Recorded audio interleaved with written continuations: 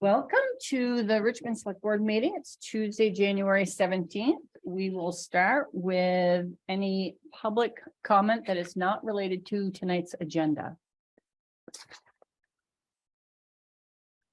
Don't all speak at once. Okay.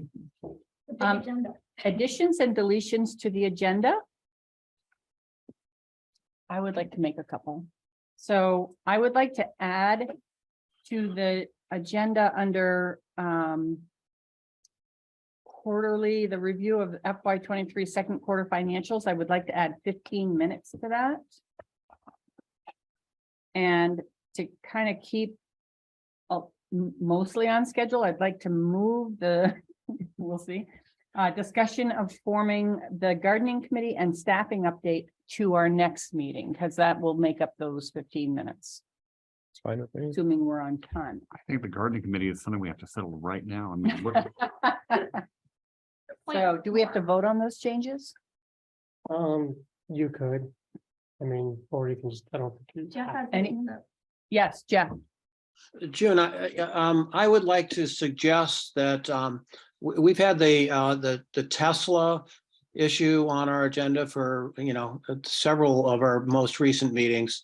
And, I'm still collecting information on the Tesla. I don't see how it's urgent that we need to discuss that tonight. And so I would suggest putting that off as well in light of the other more urgent business we have tonight. Thoughts on that? I'm okay with that. I don't have any. Okay, It can wait till next time.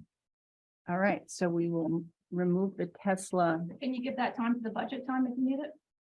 Right, I think that's kind of. Yes, that would be, yeah, Okay, so so you we have now that. look like we have 45 for budget. Any other suggestions? Can I ask you? Yes. If you've got people here for a certain topic, maybe you can move their topic to the beginning of the meeting. They didn't have to sit through all your budget. Yes, tell me what agenda item you're here for. Parking. Parking advisory committee. And we- Ordinance. He's talking to it. Let me, You're expecting John and Diane. oh, you are, okay. So when they come, maybe bump them in. I'm trying to find that on the agenda here. H. Thank you. Welcome. We'll circle that, and when you have everybody just sign, and we can move that earlier. John's online. so he- John's online, John Cohen. Oh, right, yeah. got it. Okay, Thank you. any other changes for the agenda? Okay. We will start with, not even in my system here yet, hold on. Consideration of request by the Planning Commission to review the memo from the attorney regarding Summit Distributing LLC appeal of conditional use approval to the Environmental Division of the Vermont Superior Court. And this is a possible executive session. Is this our choice? Yeah, I just put it in there in case you wanted to discuss it in more detail. I put some information into the memo about it. So if you're good, you guys want to go ahead and vote, you can go ahead and vote. I am If in you favor of just releasing it. If you had more questions, you could go into executive session and have that conversation. Others? Thoughts? Executive session is what we're talking about right now. Right. I don't feel personally compelled to do this under executive session. Yeah, I don't either. Okay. That said, we can discuss the topic. I'm still not in my memo. Can you? Well, I don't have Thank you. the regular memo. Mhm. I don't have. I have it over. Is you get the one you need? Yeah, Okay. so we're not moving into executive session. So are there thoughts on opening this up to either distribution to the Planning Commission? Thank you very much. Is that the one you're looking for? Yeah, The that's outline of- exactly what I'm Okay. looking for. Thank you. So the chair of the Planning Commission has asked for us to release the correspondence that the select board had with the attorney regarding the successful mobile station appeal of the DRB condition on its permit. And the reason for this is to understand any legal issues that might affect our zoning revisions going forward. And so now we have some options given to us by the attorney. And they are: one, to make it public; two, share it just for the planning commission. And in follow-up with Virginia Clark, it was discussed that if given to the planning commission, it would be discussed in open session. So is that enough information? There's a lot here. I'm not going to read it. Is there anything else we want to? Yeah, I think that the only other advice I would mention is that the attorney says if you chose to make it completely public, it could cause other documents related to the case to become public as well. But in this case, yeah, I'm gonna mute that person. And I'm muting you. There we go. But in this case, the case is settled, so I don't know that there's many other documents that Right. would be waiving privilege of. Right, I don't have a lot. I'm not losing sleep over the idea of making these publicly available. I would be open, but to just say here, To to get to release into the public and planning commission. public and the planning commission, not Yeah. just the planning Well, commission. there, if we do release in the planning commission, they're going to be discussed in open session. Yeah, so Right. the only sort of, and I asked that question, the only nuance there would be that then, like the planning commission would basically discuss the ideas that are in the memo, probably in their open session. But and I don't think there's any other documents that I can think of that relate to this, Mhm. but it would protect those from further information requests. But if it just became public, if someone's like, oh, well, there's this other memo too, Right, then that could become public. But in this case, it was such a quick thing. Right, I can't think of any other documents that are out there. I just worry that we give it to the planning commission and then they warn the meeting, it's germane to the meeting. So they'll talk about what they read in it, but they won't show the actual memo. So it's a small difference. I agree. Okay. I have no dog and hunt either way, just whatever's most pragmatic. Yes, Bart. I think a consideration is what is the risk of harm to the town's interest? Right. And I'm not finding a compelling issue of risk of harm to the town under these circumstances. Yeah. Which in other similar circumstances, I have found Oh, from my perspective. No, So it's very context specific here. Yes, Jeff. Yeah, I'm agreeing with all of this. I was one of the people who brought up in the planning commission meeting the concept of restricting formula businesses. And that's what this memo related to. So I think it's actually really informative for the planning commission to have it and to be able to discuss it. And I can't think of any way that the town's interest would be harmed by releasing it. So I don't have a problem with releasing it. Thank you, Jeff. Any comments from the public? Yes, Karen. Carol Bounty. I really respect you for releasing and being transparent and releasing the information since the case is done. It's not like it was an employee error that caused something that you had to protect the town's interest. It's strictly a decision made by a group in public that could not be enforced by the court of law. Well, if there's no further discussion, we're looking for a motion. Guess I didn't give you a draft motion for this one. Oh, Yeah, that's why I was like, As I'm looking, I give you draft motions to go into executive session, but not, so you could just. I think you could kind of restate yeah, yeah, there you go. looking for a motion to allow the planning commission to view the memo of the attorney To the public. Public. released to the public, sorry. To view the memo from the attorney regarding Summit Distributing LLC appeal of the conditional use approval to the Environmental Division of Vermont Superior Court. This is Jay, so moved. this is David, second. Any further discussion? Okay, please state your name and your vote. This is Jeff, I. Jay, I. David, I. Bard, I. June, I. I have a quick Yes. question. At the very end of the confidential memo, there was one other item, and I was wondering where that would slot in on the agenda. Oh, that's gonna be Oh. at the end of everything. So that's what the Yes. staffing update refers to. Got it. Yes. Item 6. So it's actually after minutes and next agenda. Oh, We'll boy. do it at the very end. I thought you were talking 9:55 about the PM. memo From the attorney, I was like. what are you No, talking no, about? If you're making bets about our start time, I overlooked, I never read the part of the Bob, because it's always, there it is, sure enough, okay. Okay. Moving on to consideration of appointing a town health officer. So there were some communications issues, but Eric Adam Wood, who has been the health officer, correct? Mhm, the past The years. town health officer for the last 3 years, would like to would like to continue serving in that position. And his term expired at the end of 2022, and so we are looking to appoint him for another 3-year term.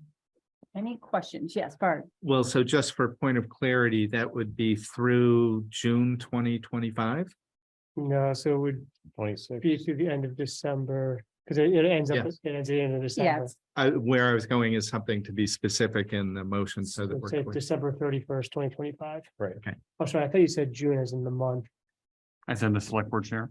I think you meant June select board, chair, not June the month. And I was like, June, no, December of 2025. My apologies. Are we moving that June will be on the select board until December of 2025? Is, I was thinking. that is 6 a as well. misstatement. All right, I have no problem with, go ahead and moving. Do you guys have any other discussion? No, Okay, I move to recommend Eric Adam Wood to the Vermont Department of Health for the position of Richmond Town Health Officer. this is David. I'll second that motion. Thank you. Thank you. Any further discussion? Okay, please state your name and your vote. This is Jeff, I. Say aye. David, I. Bard, aye. And June, I. Consideration of setting a hearing date for the FY 24 capital plan. So included in the packet is the capital plan. This is, this we have been talking about for quite some time, and we've made significant changes to it in the last couple months. So it is open for discussion. The earliest date that this could be set for a hearing, right?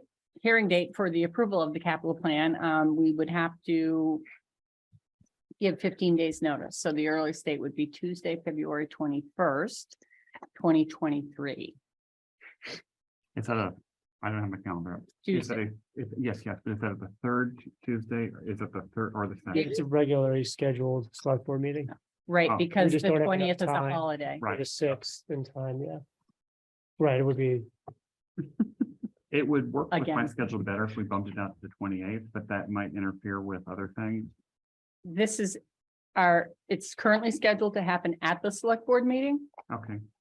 Okay, I see your point. Right. Right, we're having, forget what I said. That date is fine. It's Tuesday, February 21st. That sounds fine. My schedule is so crazy, you need a calculator to figure it out. That sounds fine. Okay, then we need a motion. June, this is David. I move to set a hearing date of Tuesday, February 21st, 2023 for the fiscal year 24 capital plan. Jake second. Thank you. Any discussion? Okay, please state your name and your vote. This is Jeff, I. Say aye. David, I. Bard, aye. And June, I. Okay, so now we're moving into the quarterly financial reports. So we were given a lot of information, and thank you, Connie. This is helpful. I have a few questions, but I want to open it up for other board members to ask any questions they might have.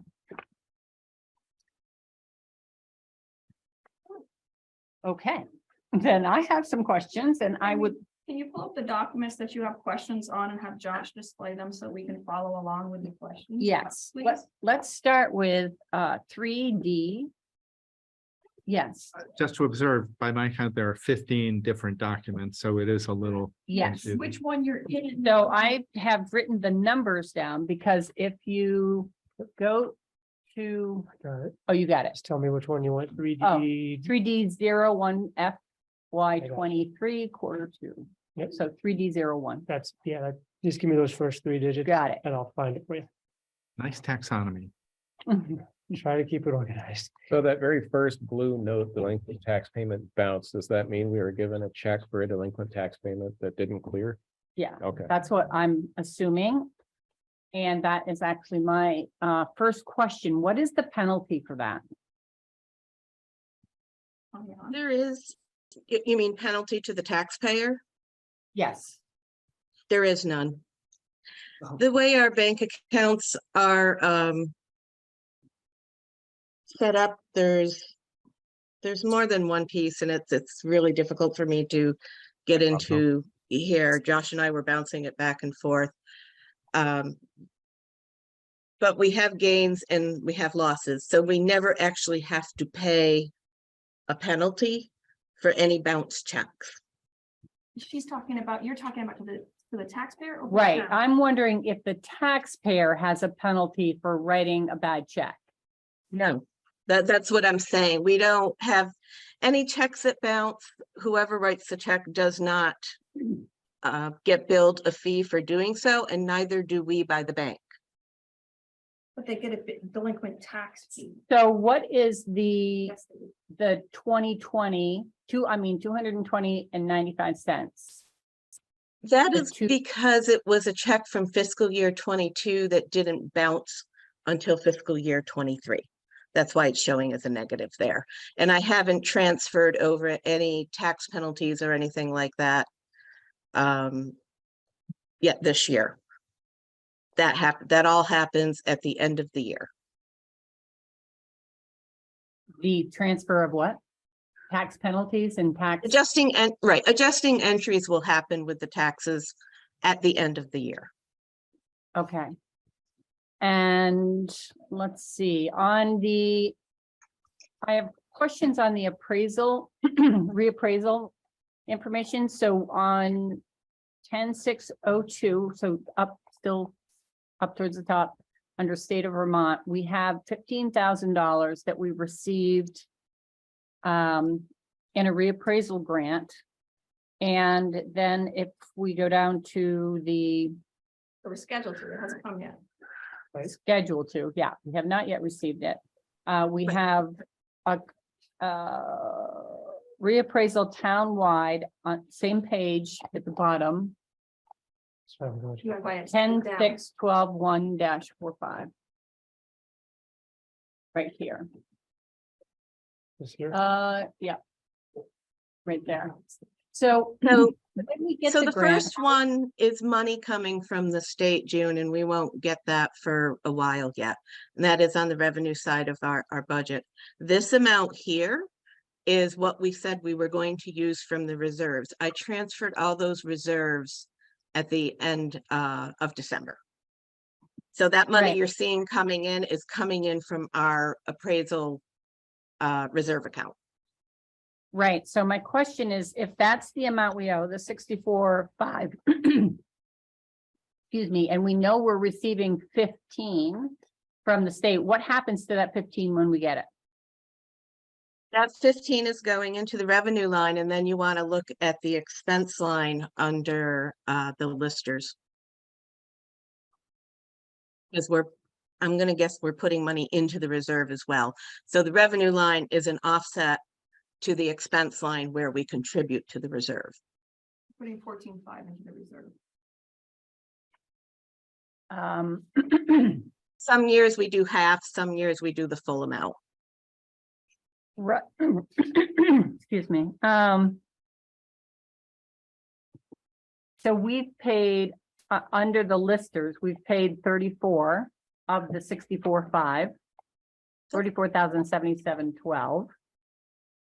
And so my question is, just so that 15,000 doesn't end up when it comes in at the end of the year being flush money, like how do we handle that? You're putting Right. 14 I think we'd have to look at the budget. Something doesn't seem right there. down to your reappraisal money that you've got going to your reserve, you're in your reserves, you're moving 14.5 back to you move. Right. 64.5 in, and then you move 14.5 back. back into the reserve. Yes, that's. you've got- Yes, that doesn't match the 15. Correct. So that's my question, is we've got 14,500, 15,000. And then we've got the money that was taken out of reserve to pay the reappraisal for townwide. I just want to make sure I understand how we know that that is going to be put into the reserve, because the 14,500 isn't the whole amount, so I wouldn't connect those logically. The 14.5 is on 10,791 dash 10,790 -1-91. There's your movement of your money back to reserve, but not the full 15. I know I underlined that. So we Very good. originally budgeted for 14,500 in expenses. And then my guess is what happened is we ended up with a little more revenue. Like, we're predicting what that revenue line is going to be. It's not always the same, so maybe we rounded it to 15,000 for the But it revenue is- side. It is confusing. These are both budget numbers, right? I don't know why Right. we didn't catch it in the budget that we budgeted to put 14,500 into the reserve, but then on the revenue side, we budgeted 15,000 to come in. Usually those numbers match. I don't know why we didn't catch it in this budget. Okay. So that was just one question, something that probably should be investigated. Well, my question is why would you move money into your reserves back and forth through your reserves if you could have just netted the number and say, we don't need the full 64.5, we only need 50,000, because we're getting in 15,000. And just spent the money that Right. came in. Yeah, I mean, that would have been a Because way the it's- budget wasn't No, necessarily. because we have a reserve account, we should. It's a matter of how we're budgeting, and if we start getting into differences, then we're gonna have reconciliation things. This is much more transparent. We're budgeting for an expense to be offset by revenue, and it should have been the same number. It's an in and an out. That is what's going into the reserve. The 64,000 is what is being paid to Nemrick. Yes, and if the number was the same, that would have been clear. Right, right. And if you were to look at our budget, we're doing it differently now, but if you looked at the budget on the revenue side, you would have seen the 60, what was it, 64? It's at the bottom of the revenue side of the budget for fiscal Yes. year 23. But I thought you'd moved all your reserves, so why hasn't this reserve moved in December like your other reserve? Because this is directly related to the money coming from the state. I did move the money into the expense line that did come from the reserve. Okay, it seems to me we should have one line that shows the reserve for reappraisal, because right now it's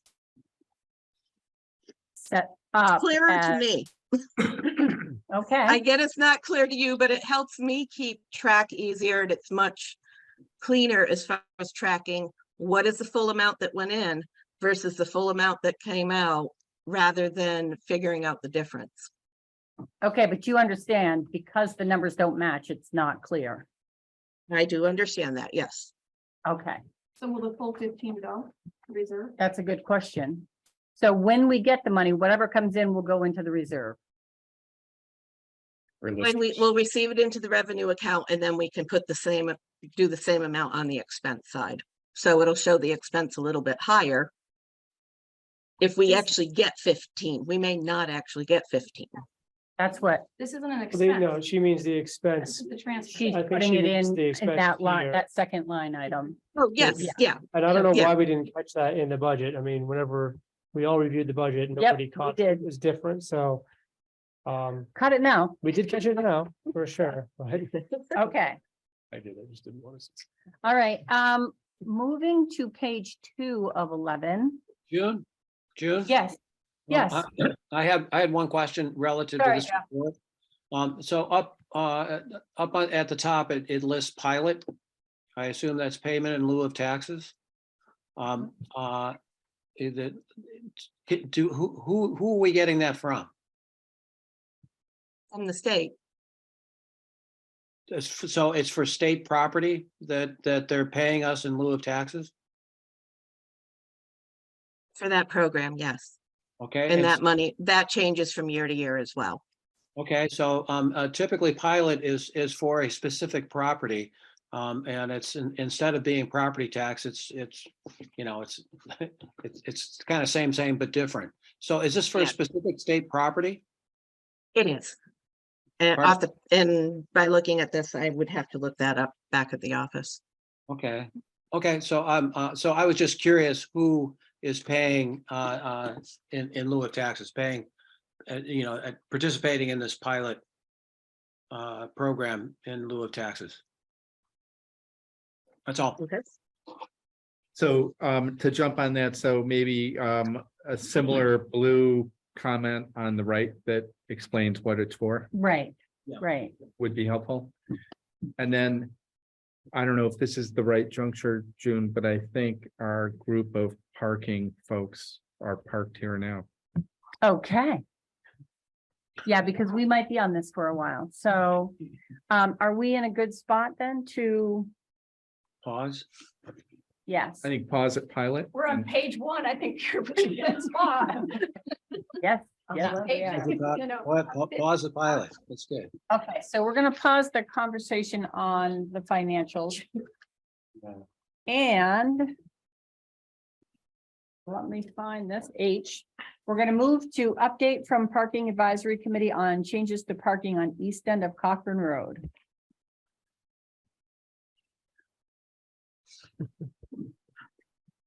Hello, Nice to see you again. good to see you too. Yeah. All right, let me get back.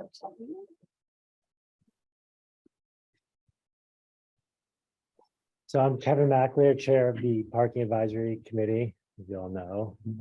John Cohn, also a member. So we had this is the East Cochran Road, Bombardier Meadow parking on the side of Cochran Road issue. This kind of came to a head this summer and was presented to you, and you actually, the select board asked the Parking Advisory Committee to take a look at it and provide some recommendations. So we've had a lot of discussions on this specific topic. We're trying to balance our recommendation is kind of laid out pretty clearly, I think, in the memo, but we're trying to balance safety, access to, you know, the natural resources, and also concerns from the residents. And I think what we're proposing now is kind of the best fit. There's no perfect solution, but this will work. We've had a lot of discussions, a lot of internal debate, and we think that this ordinance change on the inside of the curve from you know, essentially the Edmonds parking area all the way to just short of where the existing metal parking is now. Maybe you pull the memo and the map up. The yes. map is really Yeah, useful. just in case. Okay. Yeah. Yes, thank you. The map is most. The map is very helpful.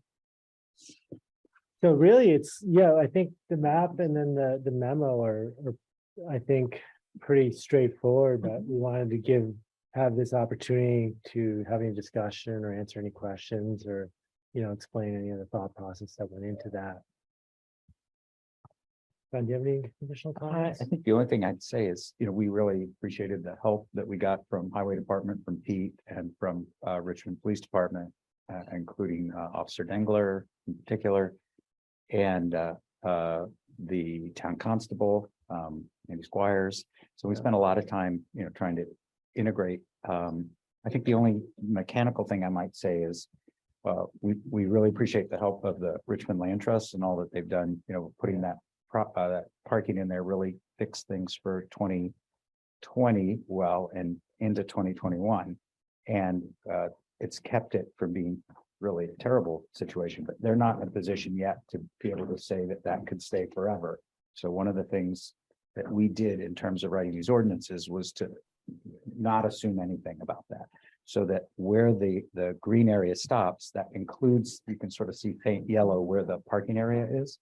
And in, you know, for those parts of the year or that parking area is able to stay there, that would be roped just the way that Pete did it before to give safe entrance and out. But And if it's not available either because seasonally or because of some decision the RLT makes, then those would continue to be linear parking where they are now.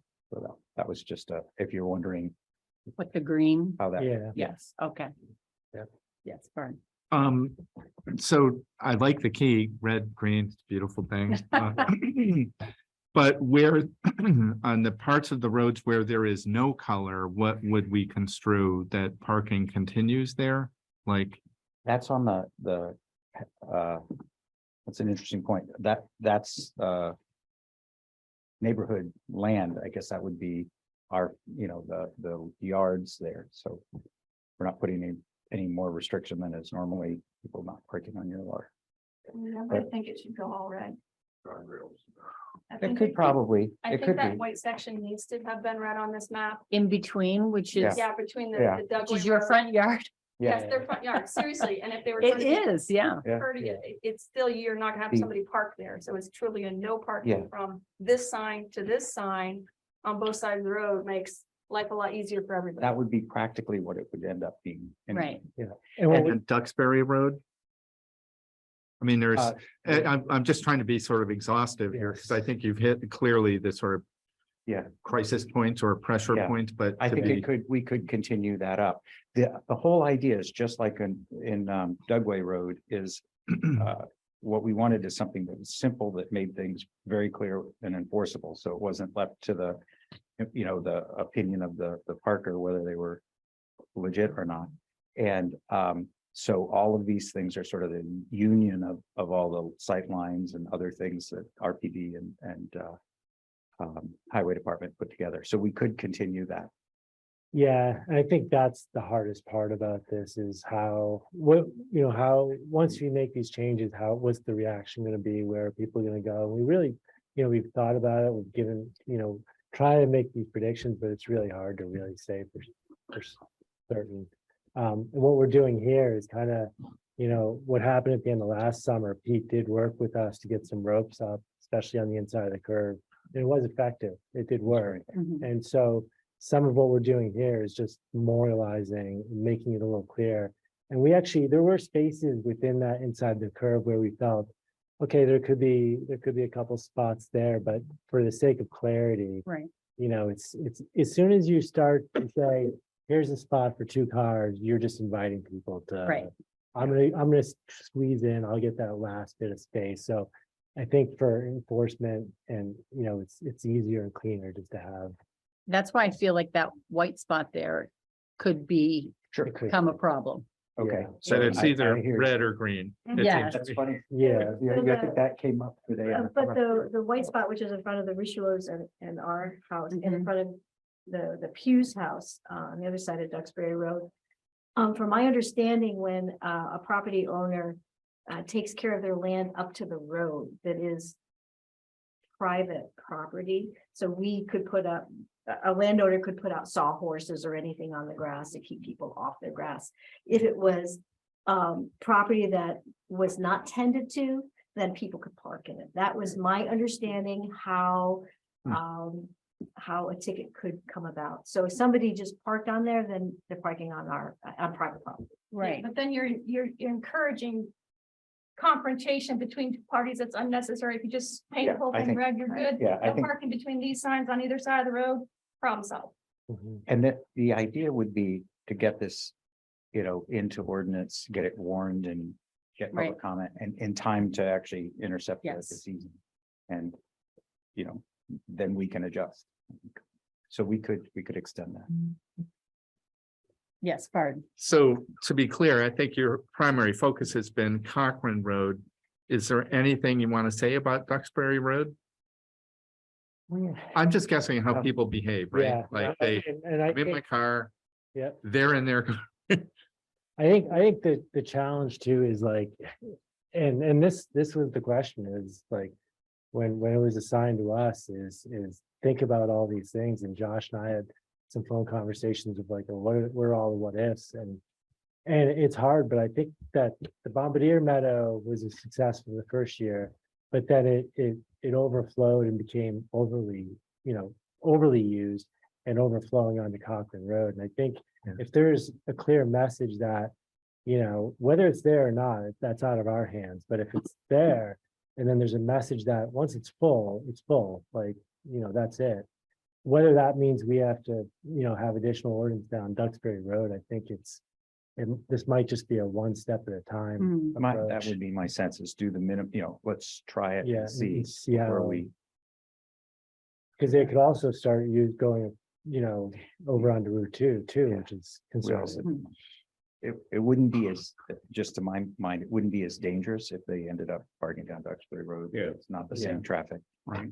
Yeah. So the primary focus is then Cochran Road. One of the things I've said in these meetings before is not only tell people what we don't want them to do, but to tell them what we do want them to do. Mhm. So I like the idea that this is clarity where you don't park. And then there's a separate conversation about how we communicate where we do want you to park, whether it's in the meadow and or elsewhere. Right. And we do encourage, the conversation going forward to work with the land trust to see how we can make that happen and also to mitigate any issues. There are some usage issues that keep coming up, but I think that's also a work in progress, but they've been very supportive. Yeah. Yes. I just gonna say, John, Oh, Jeff? Yeah, I want to thank the parking committee once again. You guys are tackling some of the tougher issues we have in town. I had a couple of questions. One is, what's the idea for the east side of Cochran Road? From the Duxbury Road to Route 2 there, or to the bridge anyway. Should that be, is that off limits or on limits or No, what? but it's not very parkable. Mhm. I think that it hasn't been an issue. I think to the same point, I mean, there is a flat spot in front of Jeff and Rose's house there that has been an issue, but people haven't tended to park there. So. Well, so, you I bring up see a this. point. I Yeah. see this map as being useful for two purposes. One is to inform people who, are coming here to park, but it's also to inform our police officers as to where we want them to ticket. Right. So it's an enforcement thing too. So, which speaks to, including that red line in front of your house, John. And similarly, down on Duxbury Road, my recollection is that it's illegal to park within a certain distance of a stop sign or an intersection. Yeah. Like 30 feet or something like that. It's 15 feet from the edge of the road, isn't that correct? That's where it's a 3-rod road, so it's 15 feet from the edge of the road. But also from the intersection. The edge of, that would be the edge of Cochran Road down, so it's not very far, but yes. Okay, is that what that's what the red line represents, is 15 feet going? Yeah, if you see that little bump out in that Yeah. red section at the intersection, yeah, that's the statute. Okay, so, I would suggest you might want to be either red or green on the east side of Cochran Road where you have the green now, Interesting. maybe. Okay, don't maybe we could do that. I mean, what's interesting about codifying it in an ordinance is you don't have to say where it's legal. You have to say, I think what Right. we were thinking is you have to say where it's illegal. And I think the issue was, do we have a basis for putting up those ropes? Because I think in the time, a lot of the ropes were in, for example, around the bend, those are line of sight lines. And that's, I think the way maybe Pete can speak here, but there's are sort of rules of thumb, but they're not law. And so this makes it law. Right. I just want to make absolutely clear, because red I get, green I get, it's the white that several other people have referred to. In the blue.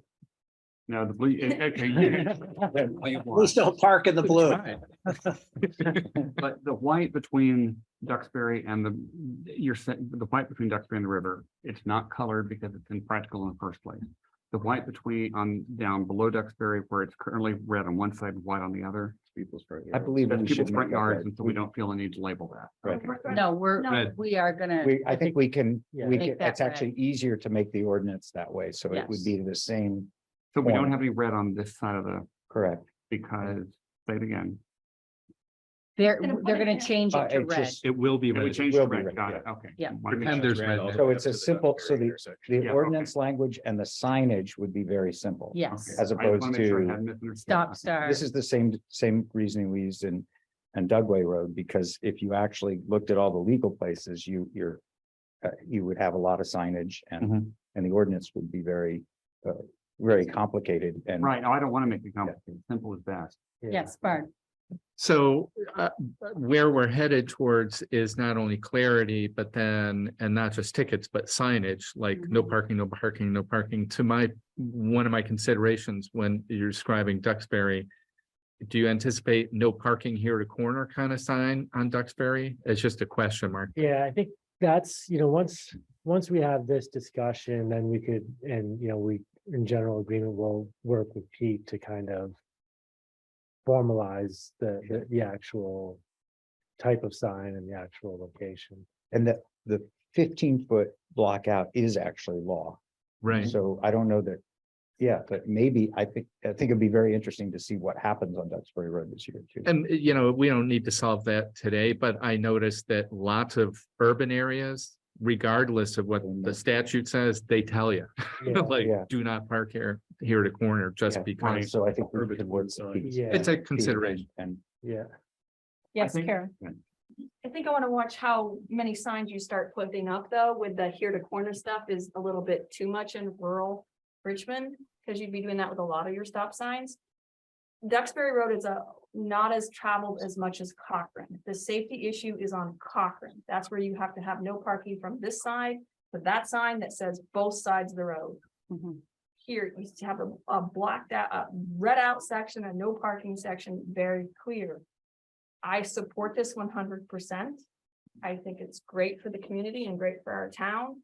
The only thing I'm going to put the onus on the select board is if you're going to draft an ordinance to say no parking in this area, you need to start your negotiations with the Richmond Land Trust to make sure that we are encouraging them to open up the permanent parking in the Bombardier Field. The town of Richmond spent over 50,000, still waiting for the confirmation on how much money. I didn't ask for it yesterday, I asked for it today, so so it's got plenty of time to figure that out, but the community. $51,000. 51? Well. I was good at 50. You were right there, you were in the ballpark. So there you go. So my point is the select board has the power, not the parking advisory committee, to work with the Richmond Land Trust to see about the investment of a parking for the community on that parcel. Because you're gonna start to ban parking and then you're not gonna have had a solution, like Bart says, is the positive way to go is say, don't park here, but you can park here. And that's a piece that it really takes the select board to negotiate. Well, and it feels like you've started this conversation, so I think I would expect that you will tell us when it's time for us to say, okay, Richmond Land Trust, let's. Are you yeah, there? so, no, so, well, maybe you can do it better, but we have had those conversations, we all sat in. RLT had a board meeting last summer that we all participated in, and then we've invited RLT to several of our PAC meetings and gotten feedback, and essentially they're not in a place to make a decision at this point. And I guess I could leave it at that because the rest would be speculating. Okay. I request that the select board reach out, not leave it on the parking advisory committee anymore, because it's the same response every year. This is the same response every I was the chair 3 years ago. It's the same response. They have to talk, they're making their decisions. My request is that you go into a permanent agreement with them. Is that I'm encouraging you to make that step and not make it have to be the parking advisory committee trying to figure out year to year. So Yes. June, Barb. that might be a future agenda item Yes, to bring in absolutely, RLT and talk about what's it take for some kind of agreement and because this is the first yeah. step, Yeah, and then we do that, so, Well, you're gonna have public ordinance hearings is my point. right, exactly, Yeah. exactly. And the way that we handled the last bit of the green on the near where that parking area was allowing for anything there. We couldn't make an assumption. So we made the most optimistic that keeps the opportunities open for conversation. Right, Yeah. okay. Yeah. So I don't think any of this would necessarily change either way. No. It will be interesting what gets said at those hearings. I was at the meeting with the RLT last summer, and I remember this is just going from my anecdotal memory, but it seemed like the vast majority of people who lived in that area were basically the opinion, please don't put a lot in Bombardier Field. It's, I know that was said back then. That's no guarantee that they say it again, but it varies by neighbor. Yeah. And it's one of these things, I think, as you said, there's no perfect solution Right. there. And if you want to balance public access. Yeah.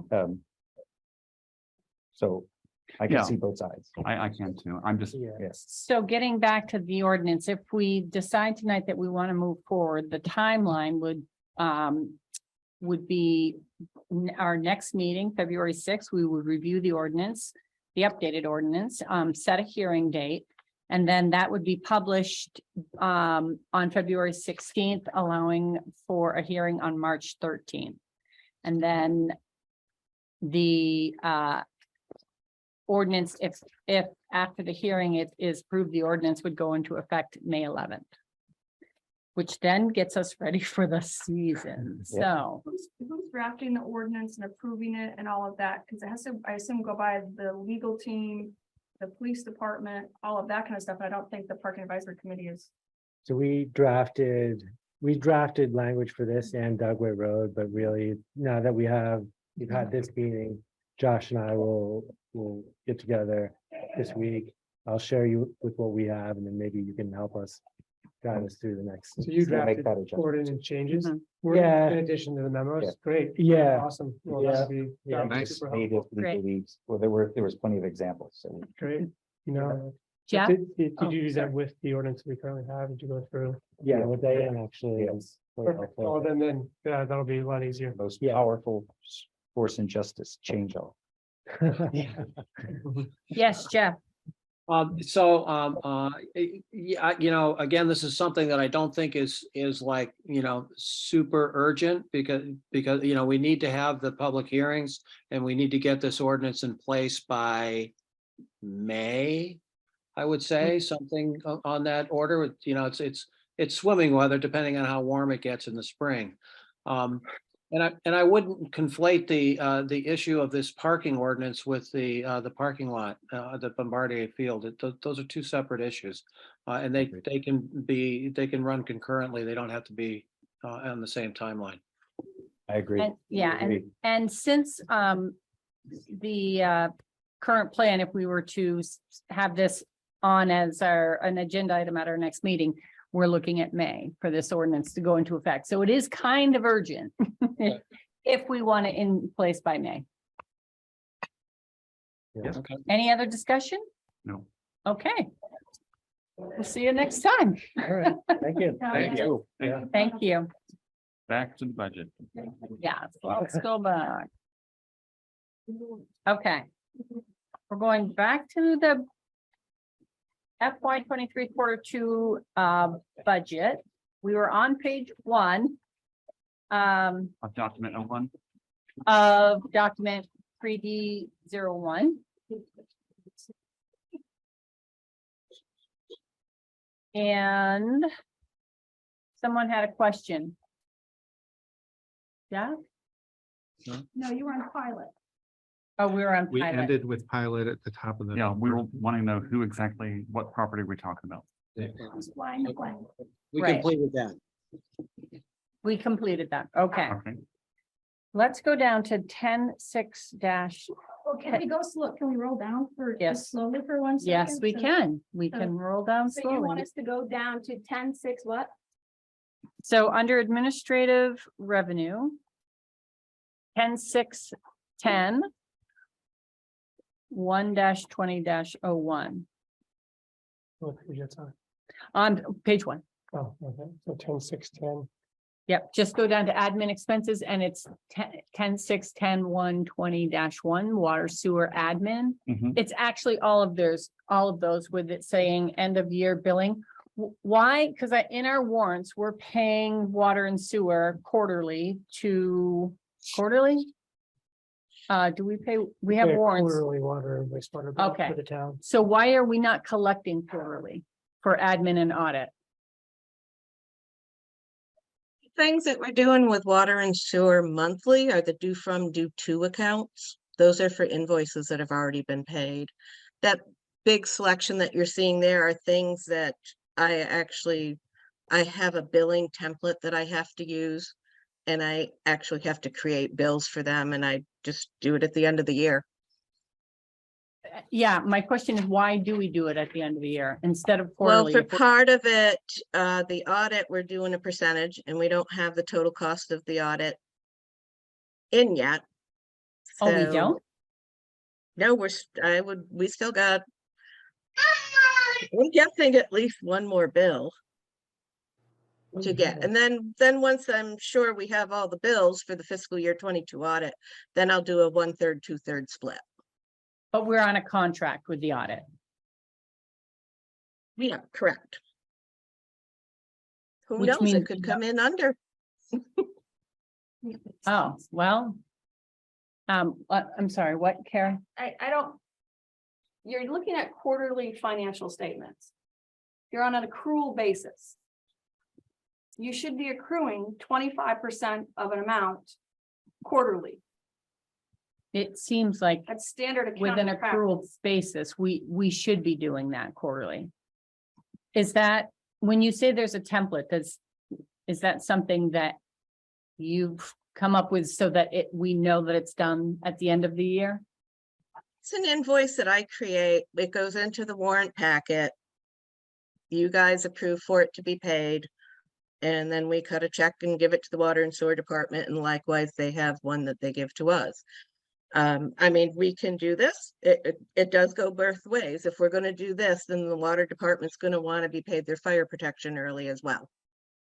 So, I mean, it's more work for me each quarter. I can tell you at the end of the first quarter, I am in the middle of the budget, the capital plan, and the audit. I don't get into adjusting entries or billing at that point because I'm just waiting to make sure everything pans out with fiscal year 22. And then I start doing things at the end of December.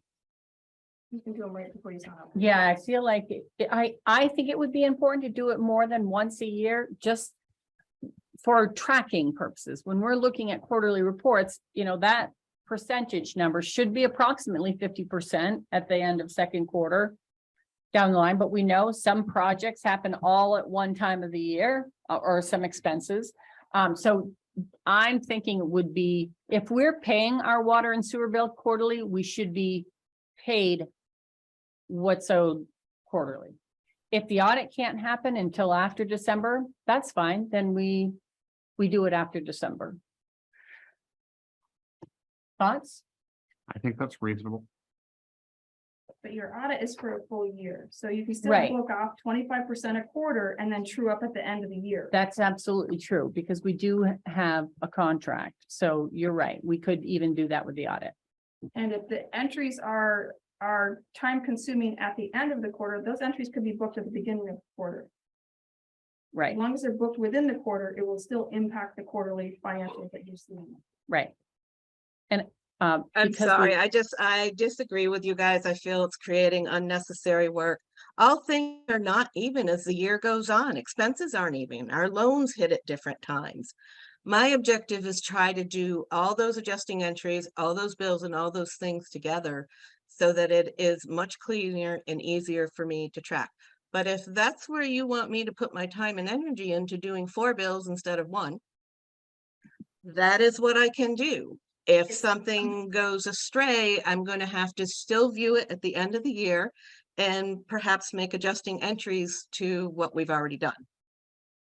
So Okay. June, this is part of the thinking as you're discussing this, is to get a more accurate quarterly view of revenues and expenses, whether money's going this way or that way, Yeah. that from both sides, you get a more accurate view as opposed to wait for the year end, right, where it shows up as 0% until the year end and it's. right. Because there's no 100%. correction time at year end. There's no way, and these are pretty much set expenses, but there are others that are coming in at 0. And if you get to the end of the year, and that's when all of those things are made, there's no opportunity to do a mid-course correction, which is why I think it's important to know really what it is that we are going to be paying out or have a contract on, 25% every quarter. It just, to me, that would make sense because then we have a better idea what that bottom line Right. is in reality. And it also, can I comment? It also allows you the capability of seeing maybe something that hasn't happened yet that you have budgeted for, like you have building maintenance for 15,000, or I'm just giving you, I don't know, some other thing in there for some large amount that's been budgeted and halfway through the year, no money's been spent from it. You have the reminder capabilities of saying, hey, we should be doing this. Or if you really wanted to buy something in that budget, why aren't you buying it at the beginning of the year to be able to use it for the full year? So it's got some reminder capabilities for the select board to be participating in it. Does that make sense? I mean, I see everybody's on their phones. I don't Yes. know if I'm making sense to anybody or just talking to myself. As far as, if we look at town center utility reimbursement, town center insurance reimbursement, building maintenance, those are things that I dig into. It's a lot of work. I have to go look at all the utilities, figure out which ones apply to which. And then we bill whatever that total has come up to. That building maintenance line is actually, it's kind of an offset line for the building maintenance on the expense side of our budget. And I think with the utility one, like, I've seen you dive into that because you're looking at 12 months utility bills and how much is that split between each tenant and how much you go into that. So that one I see at the end of the year, because to do that every quarter would add, I don't know, Connie, an hour to kind of go through those and recalibrate and kind of figure out. Wait, don't you have to do longer hours if you're doing more months at the end of the year? I think it's just the process of getting them all together, figuring out what you spent each month, how it divides up amongst the different Water and tenants. sewer. Well, and we're or like looking at, tenants we're per sort of town, moving yeah. on to utility reimbursement, right? Yeah. I mean, I think it's a process to sit down once, look back, say, okay, this is what we spent the total year. This is where it should all be allocated based on a percentage, like there's sort of a formula to it. And to do that every quarter, yeah, I mean, it might take you less time gathering the documents, but I think there's still, it would take more time overall to kind of go through that because it's a bit more of a complicated How process. often do you pay them? Are you paying them? Those are the utility, those are- those are utilities. So that's like electric, Yeah, you're paying them monthly. monthly, so you can keep a spreadsheet tally going as you pay them. well, Just input it into the spreadsheet. It is on every one. Guys, you're Okay. creating a whole lot of work for me here. We have software to do this. I don't want to get into creating spreadsheets every single month to pick this apart. I can print a NEMRIC report. I can print it once a year like I have been for 10 years, or I can do it 4 times a year if that's what you want me to do. Well, yeah, I think on these, we'll get it, you and I can talk, honey. I'm just thinking if we're paying our utility bill every month and on the warrants that we get, it is separated out, Mhm. like who is paying what, why wouldn't each invoice be put into, oh, I see, you're counting it as revenue because you're gonna collect it from them. You're paying it all out of general and then you, and then Yeah, that that comes out of, doesn't- that comes out of the town center fund. That 23,000. okay, So that's where at the end, I think Connie, maybe I'm simplifying it, but like, you sort of look at, okay, of the heating bill, how much of that went towards tenants on a percentage of like occupancy use essentially, right? Am I kind of on track Yeah. with that? So Yep. what I think, so then where you're saying, June, is we'd say, okay, 30% of every heating bill comes out of this account and 70% comes out of a different account, right? So we're, so, so that way you're not, right, you're not Right. counting it as a revenue because it's actually comes out. a of the town center fund. reimbursement of an expense. Mhm. And so maybe we can compromise and say those pieces need to be done every 6 months. So that there is an opportunity to do a mid-course correction on the budget halfway through the year, if you need to do that. I'm really okay with doing that at a a 6-month mark at the same time I'm doing all the reserves and all of that. It's just the end of that first quarter for me it just always seems really sketchy to me. All the numbers do, the expenses do, the revenue does, because it's just all so out of balance, but doing that as a semi-annual works well. Okay, All right. Is that just for some of the accounts or is that for all of the accounts? Like, that would be for all of them, because there's a number of them that are, about like your water and sewer Right. bills? Are you talking about anything that can be accrued quarterly? You're gonna just accrue semi-annually? All Are of you- those things would be considered utility, your water, your heat. Yeah. The electric bills, there's some that pertain only to the 3rd floor. There's others that pertain to the elevator. There's some that pertains to the rest of the building. I have to go pick out, run reports on all of those and come to the conclusion as to, The admin. so Audit. because we're still on page 1 and there's a lot to go through. Let's just kind of go through some quick questions if we could do that. How did our investment line, the line below it, the 587.76? Interest on investments? Yeah. How did we do so well? You have so much money in the bank. Yeah, we have 6. But why are we so off from what was Interest, budgeted? well, we got the ARPA money and interest rates. So went that's up. it, okay. And the interest rates went up, but so they are significantly higher than they've been. And that is something that, again, when you're looking at mid-course, like we now have, $30,000+ that we didn't know we were gonna have. So how do we manage that? Right. So, because we're gonna get to the end of the year again and have, This mountain not of risk, spent. yeah. Exactly. So, which is, we're expecting another, we've been notified of another increase coming too. So that's gonna go up some more. Apparently they're just mailing us boxes of sorry. money. Can we define for the purpose of this item, what investment is? What's an investment? That's a very good question, which is one of the questions I have. Would that just be interest bearing accounts or is that more? It is minimal interest on accounts. We don't have that invested, which we talked about maybe 2 years ago, maybe last year, but we do not currently sweep our money into an account Exactly. that I could asked make about that us a year money. ago. Yeah. And we need to do that. We've been talking about this for 2 years and we are losing because we have $6 million that is not working for us. Right. I know Well, nothing about money. So I've been, wait, time out. I don't want the public to understand that wrong. Josh and I were talking about it. We do need to talk with John so we can wrap our heads around it again, but we are absolutely not losing money. We are structured differently. There are other municipalities that do have sweep accounts and they are getting away from them and they're loving it because they don't have to reconcile 2 different bank accounts. As far as what this line pertains to, it is strictly the interest on our general checking account. There is another mechanism in place with that general checking account that gives us earned income credits that helps to offset the fees, and we never see those on our bank account or on our bank statements. So We don't although we're see- not doing what is called a sweep, we are doing something else. Okay, I would love to find out what that is, like have it in writing so that we. That would be can. awesome, June. Yeah, I talked to John Weston today and we always meet around this time of the year anyways. He would love to wait until after the middle of February so we can see how this latest new interest increase is going to impact things.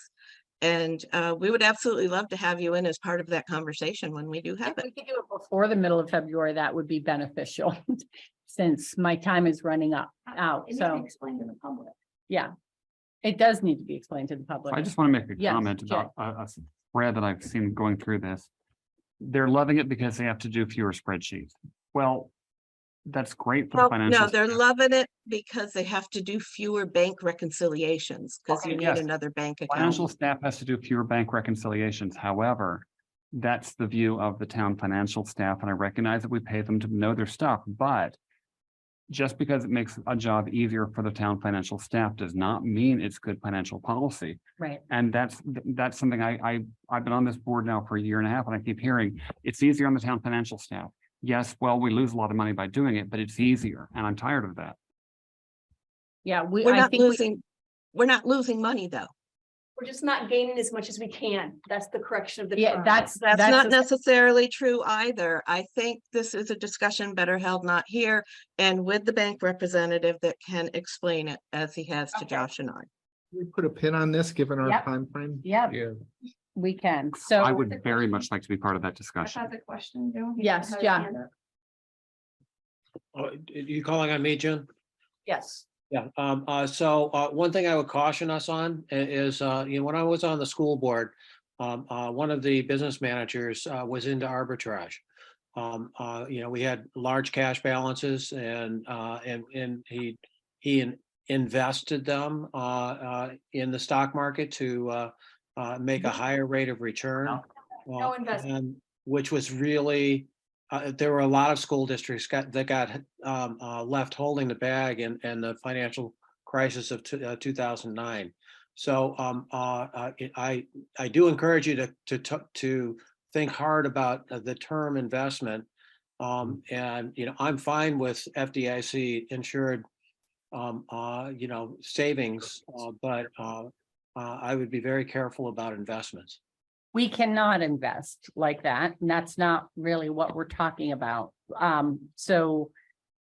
But you bring up a good point about FDIC. They only insure, 250,000. we have Per account. 6 million, like, we've got to figure that out. Gotta go to a lot of banks. Yeah, And exactly. if it's truly not an interest on investment, you can put bank interest. Yes. Like Bard was saying. It could be renamed card. Maybe call this net interest on account, something like Yes, that. yeah. On Cut- bank, It's Yes. not really an investment. right. on bank accounts. You On, can have investment accounts too, Bart, is my point. So you can be very clear. Interest bearing accounts. There we go. okay, Sorry, in the weeds.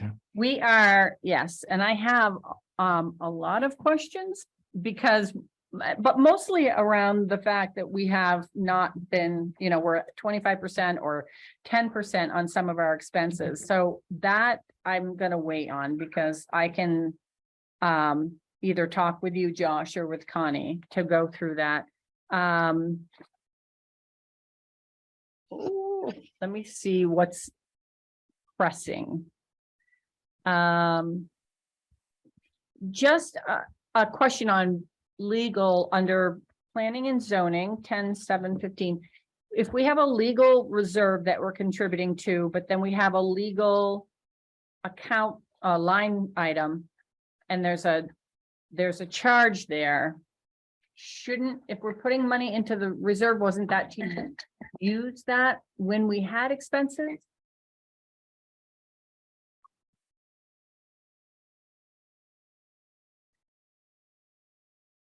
Bueller? What's your number again? 10 what? 10.7.15. -3-43- Back up, Josh. You gotta go to 10-7-15. What page? page 4. There we go. Let's start page number. Weird there. So we have legal expense 32.8, and then we have legal reserve, and I thought we set up the reserve. Yep, So you are correct. That's an error. okay, That 3280 should have been billed to the reserve expense line, not to that line. okay.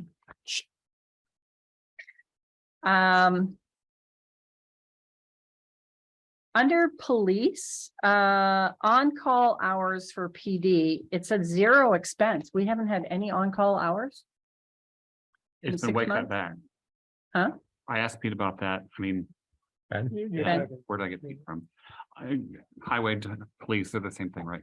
I talked to Ben about that. He said, yes, we've significantly reduced. They're not even apparently available. Okay, Josh. 10, All 7, right. 20. Oh, sorry. Whatever. but we have an answer, so. Can I ask a question? Yes, Your fire department. Page? On the page. page, fire Oh, it's a department. But it's fire department, if you roll down, you're gonna see there's library, there's. Firefighter. All right, gear, we're here. fire Yes. department, Page 7. You're going down.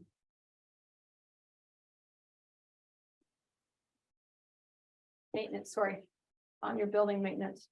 Your building maintenance, you have $10,000 in. Are you guys doing something with the roof this year? Yes, we, I oh, think no, the that's, roof is that next year? Yeah, I forget what his full list of maintenance was for this year. And is And there a reason why we haven't done any? I mean, we're 6 months in and we've spent $612. And I think this is what I have said from you guys all along is we put stuff into the budget and then we just don't do it. And we're like, oh, we saved the taxpayer dollars. And then we lack maintenance and all some things, then lo and behold, we've got to replace things. So my question is you've got a lot of stuff that hasn't been purchased yet or hasn't been done yet. You've got, I think you also have roll down underneath their gear or stuff like, so there's 10,000 there. You doing any more maintenance to the building and when is it gonna happen? Yep. Bueller? I don't know. I'll have to follow up with Dennis to Okay. find out exactly. I forget what his list was So for you can- budgeting. Look at And we maintenance on all your buildings. You got the same problem going on across the board on all your buildings. If you can roll down. you can Were find we where going they- to do the main roof on the firehouse or just the shed? roof? No, It was Just the shed roof, previous right? year. Yeah, Okay, so next one. Neither in 23. right. Right. So radio repair and replacement of $10,000. Are you not getting them? Are you waiting until the end of the year to get them? Why wouldn't we get them at the beginning of the year and be able to use them for the year? I feel like we had that conversation during the budgeting meetings, Yeah. but I don't remember the answer. So, Okay, I thought some of them were. I believe on- it's the repeater system. I believe the repeater system is gonna be changed. Right now, it's Oh. still active. The repeater is on Williams Hill, so that's something that they have planned to do. thank you, Pete. Thank you. That was helpful. And that's planned to do in warm weather Before June? before June? Yeah, that would be Dennis' question, but I do know they are planning to upgrade that. Cause the one that's there is actually be obsolete with the new Thank- system. Appreciate that. And can we roll down further? On this one, to where? Okay, stay in fire department, just to the next page. Okay, here we've got, I know there's if the payment doesn't occur but once a year, but you should be accruing your expense for any equipment that you have on a quarterly basis. Yeah, the 3 zeros, 10-740-5-80, 56 and 90-0.01. But we haven't paid, I don't think we've paid 2018 loan payment yet, Yeah, but right? you're not on a you're not a cash basis, you're on an accrual basis, so you accrue quarterly. Or you should be, that vehicle you've had, it's being expensed off. Accruals mean expense it every quarter, so that 50% of it has been expensed by halfway through your year. So if you roll down, But- because this is not allowing you to have a true picture of what you've got going on. Right. And if you've got always an excuse by. Wait a minute. Okay, guys. We're crossing a realm here. We're talking about municipal accounting. Our accruals are up in the liability lines. The middle section of this budget is actual. We have not had an actual expense. If I start putting expenses there, when I get Expenses are around to cash basis. paying it, it's gonna be all expensed. So And your what am I expenses gonna are book the cash check basis. against? I think we're getting into bookkeeping strategy, and I don't believe that is what this is about. I mean, that is a good point. If we did 25% of this, then when we write a check, the whole Right. amount's gonna come out and it's gonna go in the actual, because you haven't actually paid anything yet. So that's true. So you're looking at the expense side as actual, but when you're looking at the revenue side, it's accrual. I don't think you can do both How is the revenue? because the taxes are put in as though we've received them once they're billed. That's an accrual process. That is true. Yeah, so can we roll down? So you guys will figure out your accounting stuff later on. I'm not really worried about it. So you're on a cash basis for your expenses, but an accrual basis for your balance sheet. Okay, let's keep going. These are just No, things no, I'm no, asking. we are not on a cash basis for anything. Our Okay. accounting system is accrual. And the 200,000 for the rescue truck is at zero and will stay at zero because we are not getting that this year. Yep, didn't ask about that one. Okay, let's keep going down. After fire is rec. Can we roll to rec? And June, if you got something before me, don't let me hold you up, but rolling down into rec. I'll let you go ahead. I'm just making a note here. I'll get there in a minute. Okay. And then, See how you say annual up there, but you booked it for the whole year and said annual, then maybe anything that's gonna be annual should be noted that this is only done annually. I mean, that would Loan be payments. helpful to know if it's only going to be done annually. Mhm. And, So in rec, you had, Is annual also equivalent to one time? yes, That's really what we mean. It's a Yeah, one one-time. time expense. yes. Like annual flowers versus perennials. so in the rec area under building, in the rec area under general expense. That you rolled up too far, you see that volunteers green parking 5,000? Right, so that, I looked back at that after you talked about that this morning. In the budget, we didn't know if we were gonna be able to get it done in FY 23, so we talked about an engineering amount to kind of look at. What should we pave, how much should we pave? And then Pete came up with a plan of, well, no, I think I can make it work in 23 for the full paving. So we're actually not going to use that money there, because we're going right to paving. But that was the original discussion was, well, at least let's get towards paving if we can't get it into FY But I 23. thought I thought you had a line item for engineering for all engineering town-wide and not department specific. Well, for this one, the board decided to put it in for department specific for FY 23 to start to make some movement on the paving on Volunteers Green. That was the discussion around the budget. Thank you, Pete, for going to pave that. I just want to appreciate that right now, but there's a extra 5,000 in the budget for it. Or Pete, are you going to need that toward the paving budget? No, the paving budget's already approved. And that is all set to go in place in May. So just a heads up to the town select board, you might have, your recreation committee did not know that they have that $3,000 up above for recreation equipment that I've informed them of. And I've also informed them of that there's $5,000 in for parking. So they might come to you with some things that might need repairs. Heads And up. $350 from the tennis fund. Yeah, they're not coming to you for the 350, but they might have some things over in the park that need to be repaired. that they're Absolutely. looking We went into. over that at the last ARPA meeting. Okay, So, okay, can I just say that we're 5 minutes over on our conversation for budget? I mean, for quarterly financial. So I just want to quickly give some points for you to look at.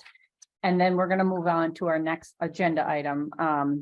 To respect, we heard that we go way over on our timing and then people are sitting waiting for agenda items. So I noticed both in the warrants and on the quarterly financials that the heating charges are off. There are many line items for heat that are at 20% or less. And these last warrants showed, I think highway was triple, the garage was triple what it had been the month before. So I think we have to figure the heating thing out. We have, So December's bill was triple November, yeah, and that was for heating. a GMP, yeah. But I noticed on these, the heating Heating. is significantly less than that 50%, which you would Well, assume. but I mean, I wonder if so you're talking gas then for heating, right? I'm talking the heating line, however we pay for Right. heating. So I'm thinking it was fairly mild October, November. And then it maybe got a little colder December. So that's not going to be a perfect 50% by December. You're going to spend most of that December, January, February, and March. That's true, but some of it is like 9%. Electric maybe. it's 16% on heat for highway That we've In- spent so far through December, through December. right? So that was only really a little out to, I mean, right, it's been Maybe. a warm up, so like the majority you're gonna spend there is January, February, March, I would think, into April. As a Maybe, heating. okay. So I mean, we'll take a I look at think that the. the I next mean, quarter. We're paying the bills as they come in and. Right, right. like, It's not like we're, But the December bill was significantly less than November. or more than November. I think you No. said December was triple, Only for the highway garage. Everybody else was less. December was less Significantly. than November. Yeah, And so. that was And power. or- So June, I could Yeah. probably explain that, June. We have Okay. 1,000 gallon tank. And at the start of the season, they fill that thing to the top. Got it. That, And then after that, as we use 200 or 300 gallons, they just keep topping it off. But when the cold weather hits, anybody knows anything about propane, you got to keep your propane tanks at 70% or higher because you have a vapor problem and a freeze up problem. So Yeah. that probably explain that bigger expense. The gas is, gas. It's what heats the building. So right. that can explain that. That's one. very helpful. Thank you. So that answers that question. And I think, I have other questions on balance sheets and the trial balance, but,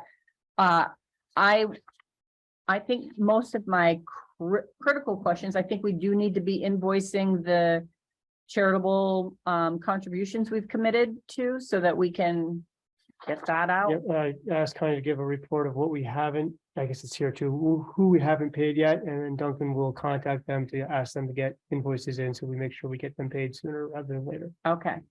And It's an odd one. I'll just say, like, wouldn't nonprofits want their money sooner rather than would later? think- I think they would all unless send they don't invoices in know, July. like, to ask if it's been approved, I don't, Or I think some of them just assumed they sent their letter and it was approved, the check's on its way. yeah. I That's- think so. Maybe you could ask as part of your process that they provide an invoice, that it has an invoice date of not this second quarter, but in the first quarter, in the second month of the first quarter, when it's not as crazy, that they can all be paid. I'd Does rather sound get like them a their money process. earlier. Yeah. Yeah, Just don't do like CESB. all right, Or let's, 3 years after the fact. I have, and I'll set up the time, but we don't have to approve or anything, this was No, this is simply review. review. June, I'd just like to speak for myself. Thank you for bringing your financial experience to bear on this. You will be missed. Yeah. I'll miss you too. We're gonna come in by your house and bang on the door at midnight going, explain it to us. Guest appearance. Right. Okay, on to the next agenda item, of which I'm lost out of my computer. Hold on. Approval of warning for 2023 town meeting. Are you gonna talk about any of those other financial documents at a future select board meeting, since you only covered one of all the many ones that you provided? I hope so. Maybe we can put some time on the next meeting as well. And in the meantime, I'm planning on coming in and looking at some of the documents as well. So, yeah, we'll add that to the next agenda item. Because I do have questions that I think maybe I'm the only one in the town that has those questions, but Well, not. the tantalizing thing is if you've got the questions, the rest of us go, why don't we realize we need to ask this too? And what are we missing out on? Follow your thinking. So I'd like to be a fly on the wall for that. yes, One of the things that I think we should be doing rigorously at least once a year is the reserve fund. yes, Because it's real money, some of these things are a variance of $50 or $1,000, but the reserve funds is real money. And so we'd be talking about, we did that in building a budget, but I think it's something that merits both here and water sewer to be looking at what do we have for reserves, what are we putting into reserves, and what's the intent of those reserves. Right, because if we're gonna talk about smart meters, it would kind of help to know that we have money in the piggy bank, As an example. as an example. right. Okay. Thank you. Thank you, Kara. Consideration of approval of the warning of 2023 town meeting. Oh, I don't have- 3E. I got it. okay, thank you.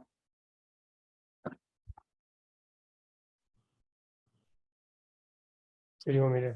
Yes, explain? please, because Yeah, so this is, we looked at this last meeting.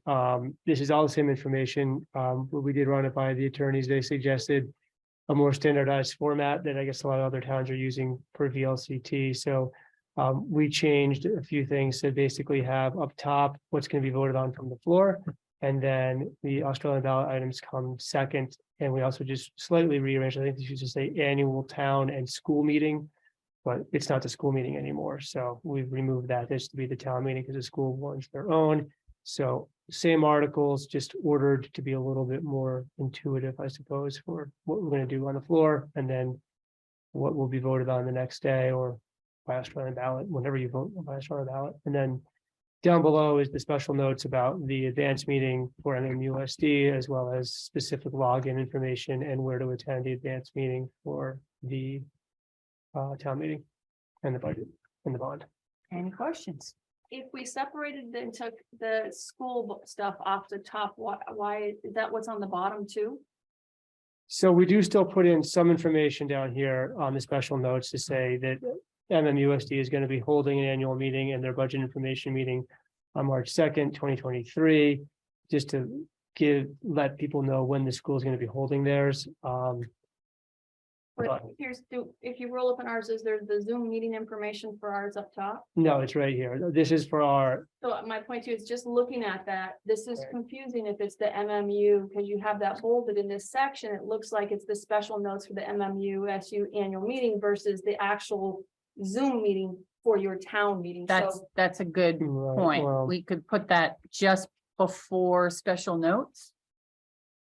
Yeah, the special note at the bottom can be about theirs, but how, you have to basically direct them how they attend. The virtual meeting for the town meeting first, address that issue, separate the thing so it's clear. well, we'd have to get this done tonight. So Are let's, they attending? Is there a Zoom meeting for for the school, I don't think. town, for the school? There's For no, the school, I don't know exactly what they're doing. but there is for the town. That link is for So, the, no, so that link is for the meeting that we're doing the Saturday prior.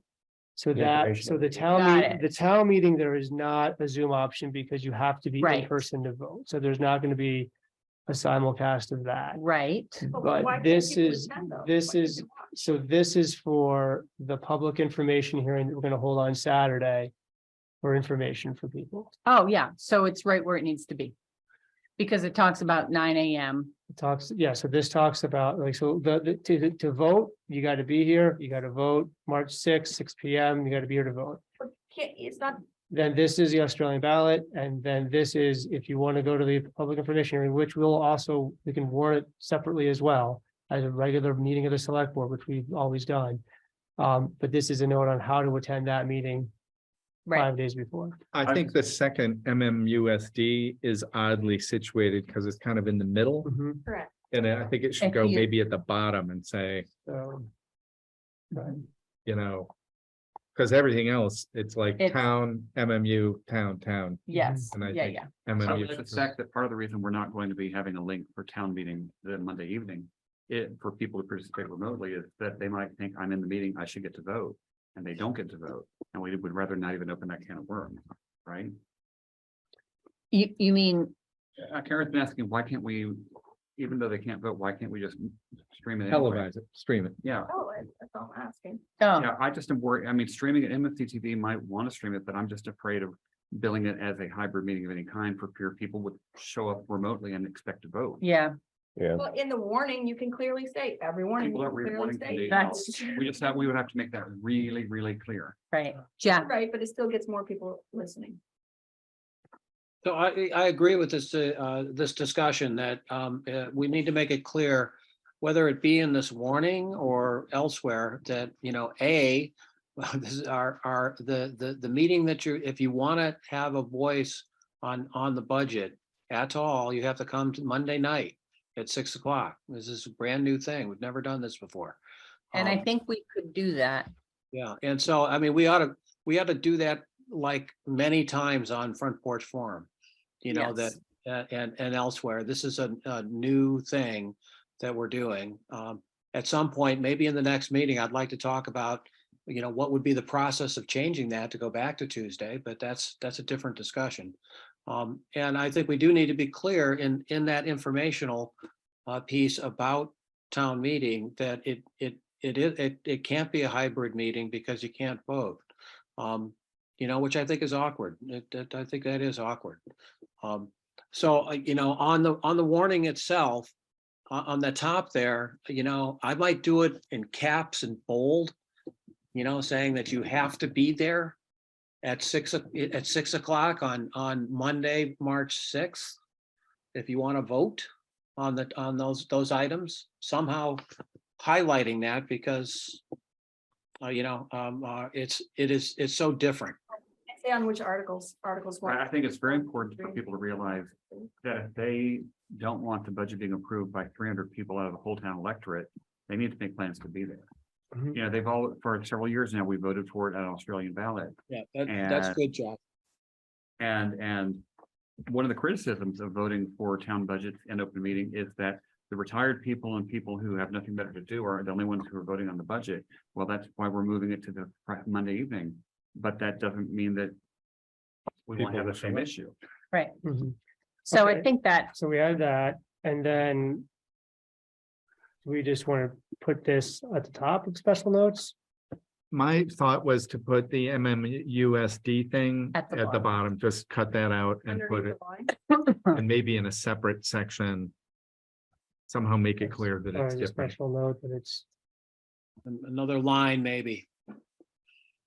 yeah, I'm Yeah, not but sure, like, it is a special note. it is. So I think it's okay. I think this is pretty self-explanatory now.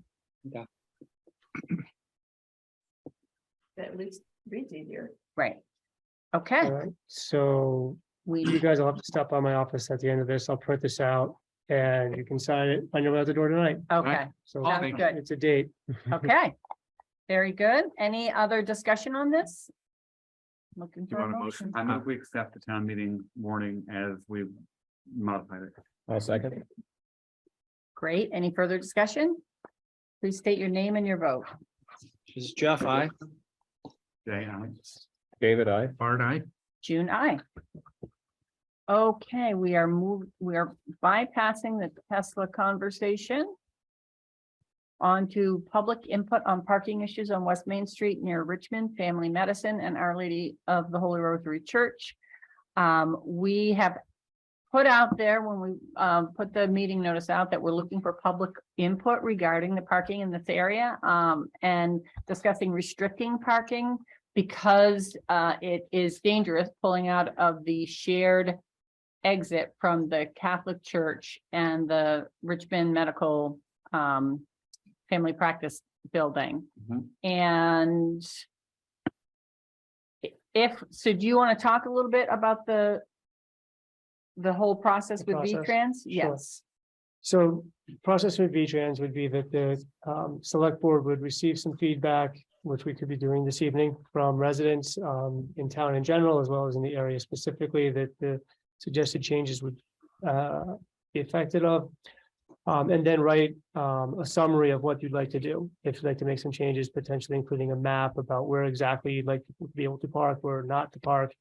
That would then go to a traffic engineer at V-Trans who would review that, potentially come back with some suggested changes that the board could either agree to or not. Then either one unified document would go to the V-Trans traffic committee, or the board would send theirs, their engineer would send theirs, and then the committee would make decisions on what changes they would make to parking, if any, and if any are made, then V-Trans would install the signs to indicate where parking is and is not allowed. So part of the process, when I talked to the traffic engineer, was as much feedback as you can get from the public to then include in the document that we've held this many meetings about it, had this much feedback. That helps convince the traffic committee that we've done our due diligence on this. Thank you. We've received a number of letters regarding the safety issue there. And we are hoping to hear from others tonight. Jeff. So I support all of that, and the more process, the better. It seems to me on this particular issue. In addition to residents and who live there, has there been any effort to reach out to businesses on the commercial block about parking and whether they feel it's valuable parking or, where is parking good or, I just like to get their feedback as well. But we haven't done any other specific targeted outreach other than having it on the select board agenda a couple of times. But the people on that block are the ones who kind of brought this to us. We have Yes. had Some of couple- them. Some Yeah. of them. have, Some of them, yes. Bard? So to that point, one of the things we might do, and we've done this kind of extra stakeholder outreach in the past to the businesses that are on that street in that location from the corner on both sides Mhm. up to the church driveway. We should probably reach out to them and say, this is under discussion because disproportionately, it's likely to be their customers and or employees that are parking there. Right. Or in the case of the residents Of the that live there, apartment, yeah. And Cumberland Farms, a lot of Yes. people. both sides. Yeah. It's kind of dangerous because they're running across the road to Cumberland Farms, so, Rod. Go ahead. I'm always for more parking.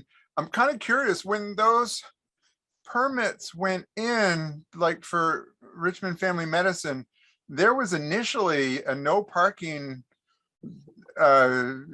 area to the east of their driveway with crosshatches at the very beginning. So it was delineated, there was no parking there. I even remember like one of the residents of the apartment building there, like piling leaves and debris on top of the angled lines to make it look like he was parking in a fair spot. So I don't know whatever happened to that, but it was laid out at the very beginning when family medicine went in there. Have there been complaints or people? I mean, I'm all for more parking, and I really understand the pressure right there, given the corner. So anyway, if there's, I'm interested if there's been dangerous situations reported. Yes, there have been, and the request is that what used to be no parking would be continued as no parking because of the limited sites, whatever, the view coming out of there, coming from, of cars coming west on Route 2. Line of sight. Line of sight, thank you very much. But what he's saying is it was blocked off, it was supposed to be painted on the ground. that Right. Line of sight. Which I didn't know that. What you're considering, and what Rod has to realize is you're considering reducing parking in that area. Right, not adding, but reducing. Eliminate parking. So there's essentially 3 or 4 spots in front of each of those, the apartment building and the Richmond Family Medicine. yes, Richmond Family Medicine. And so we are talking about eliminating those parking spots, In this area. right? So as you exit the parking area, yeah, right? This seems to be the area of concern specifically is exiting the shared driveway that exits both the church and the doctor's office. People are having a hard time sort of seeing around these cars to see who's coming at them. And there are, as people have noted, there's often cars parked in front of the apartment building there, Mhm. just up from Ski and Snowboard Express. So there's maybe 3 spots there and 3 spots there in that neighborhood, Oh, right here. which are filled intermittently. Yes, and typically busy in the morning Yeah. and when there's a lot of traffic and that's but the family practice is concerned that when people are pulling out from that exit, there have been near misses because they cannot see cars traveling west. Yes, Kara. As a citizen, I'm requesting that you potentially look back at the plans and have better markings on where parking is there to prevent issues, but by you have a business that came in after existing businesses were there, and now you're going to take away Cumberland's use of parking that is right near them is a service to our community. It's a business. So you can't take away parking that benefits one business when all family practice needs is a space for line of sight at their exit area. They don't need it at their entrance area, and they don't need it in Right. front of those apartment buildings. So and you also have the Ski Express that parks there, but you also have people who visit people in those apartment buildings that park out front too. So if you keep narrowing down, you're eliminating parking spaces in the village where you've already permitted like that apartment structure did a complete remodel and potentially has more units in there than you've permitted. So just my concern is, and I agree with Rod, is parking is very important to all of the survival of the businesses in that area. And if it's a safety issue where something was supposed to be painted on to restrict parking in a line of sight area, that's a no-brainer, and you don't have to go to the state for that. Right. So we can, yes, Bart. So are we clear that the entrance and exit to the medical practice, it's always in at the lower one? Yes, And it's always out. So right. to the point that Kara was, and others I think have made, it's not so much an issue going in, it really is going out, which Yes. is the Holy Rosary Church exit, essentially. Right. And so I think Kara makes a good point that taking the parking away from that apartment building. Now, I will say the concern started with the parking in front of that apartment building because there was a construction trailer, I guess, parked there for a while. But if you're looking at this, the real issue is coming out of the Holy Rosary Church, not seeing cars coming west. If you just eliminated the parking in front of the family practice, you take care of that issue. It seems that way to me. And if we look back at the plans and that was already supposed to be restricted, it seems like an easy fix. Do we have to go through the same process as what we've been talking about? You meaning trying to get more information? I mean, you could essentially send a letter in right now, say this is what we want to do. You Right, know, they might say, well, did you ask this? Did you ask that? but if when the family practice went in there, Mhm. it was supposed to be no Oh, parking. yeah, I'd have to do more research to It was know if this that was distance. supposed to It be no wasn't. parking. It I wasn't don't the know. whole distance in front of the building. It was just the line of sight to be able to pull your car out. Right, Rod? From what you remember from the plans? I mean, I think the family practices here, they had a DRB decision. There I are some- remember 2 or 3 spots being blocked off. I think it's Okay. like 2. So I think it's worth looking at that. Jeff, Yeah, if we go through this larger process, I think parking in the village is actually important to not just the ones that are adjacent to these parking spaces, but also the commercial block. And so what I would suggest is that if we have more process, we draw up plans, we do V-Trans. We might even have some public hearings on what the changes would be.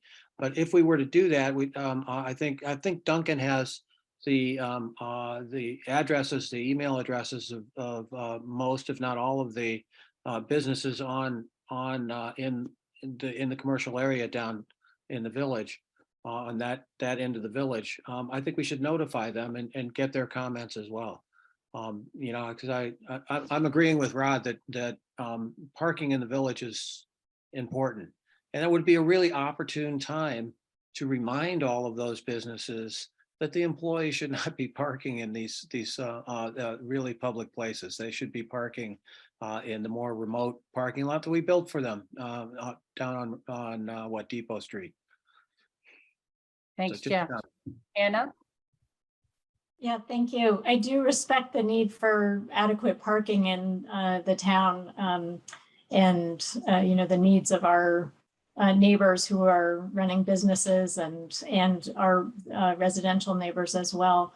I do also have concerns about the line of sight still, including the obstruction when there are large trucks or vans parked in front of the residential building, which is adjacent to our entrance. The the driveway, yeah, this building right here that you're pointing to. So, you know, the line of sight is still blocked from the corner. It's really hard to see cars. I mean, I'm at the clinic almost every day, and I myself have a hard time getting out to turn east on, you know, turning so that I can go home on Bridge Street out of the clinic. So it is still really hard to see. And I think that even if there was, it's improved if there are no cars parked in front of our clinic building. But the line of sight is still obstructed sometimes by vehicles parked in front of the residence. Thanks. Thank you, Hannah. So I think a couple of points that were made, we need to pay attention to. Those who are going to be directly affected, excuse me, should be notified that this is happening. I'm not sure that the businesses are reading Front Porch Forum to see that it's on an agenda. Excuse me. So I think that's a good point. So we may need to bring this up again. Can we After, look further down? East on 2, is that the other direction now? That's west. Your other east. This is interesting. Yeah, keep going. I mean, the question of pulling out where cars are parked is something that Problem all the way. goes further down Route Yes. 2 is my point. It's all the way. Because people can park there, there aren't as many people parked there. But people exiting any one of those driveways Mhm. are gonna have intermittent trouble. They're gonna have to peek around stuff. And my point is that's gonna be a challenge throughout when we have a combination of parking and driveways or entrance and exit. And I have sometimes seen like at Papa McKee's, there are people parked along the street Yeah. there. And I have seen people exiting and they. Yeah, Oh, that was close. they have to be thoughtful and people yeah, driving have to not be driving 45 miles an hour through the But village. I think Right. our accident record in the whole, on the whole West and East Main Street is showing you that we're not waiting for an accident to happen. Don't get me wrong. I think that if their plan was for them to have that business there with certain parking spaces striped to not be parked in, then that's part of their plan, and I totally support that. I do not support banning parking all the way to the corner, because you're gonna start doing that all the way to every corner. You're gonna have businesses come in or residents come in and ask for you to stop parking in front of their house because they can't see to get out of their driveway. Well, the state ultimately rules on this, and the state doesn't have to indulge us in that regard. I would also add, you know, so just thinking back and forth throughout this, that there is an unusually high volume of people going in and out of the family practice. So Much I- more than Yes. residential. building. more than residential buildings. I don't know how to compare it to Papa McKee's because they don't have much parking to start with, but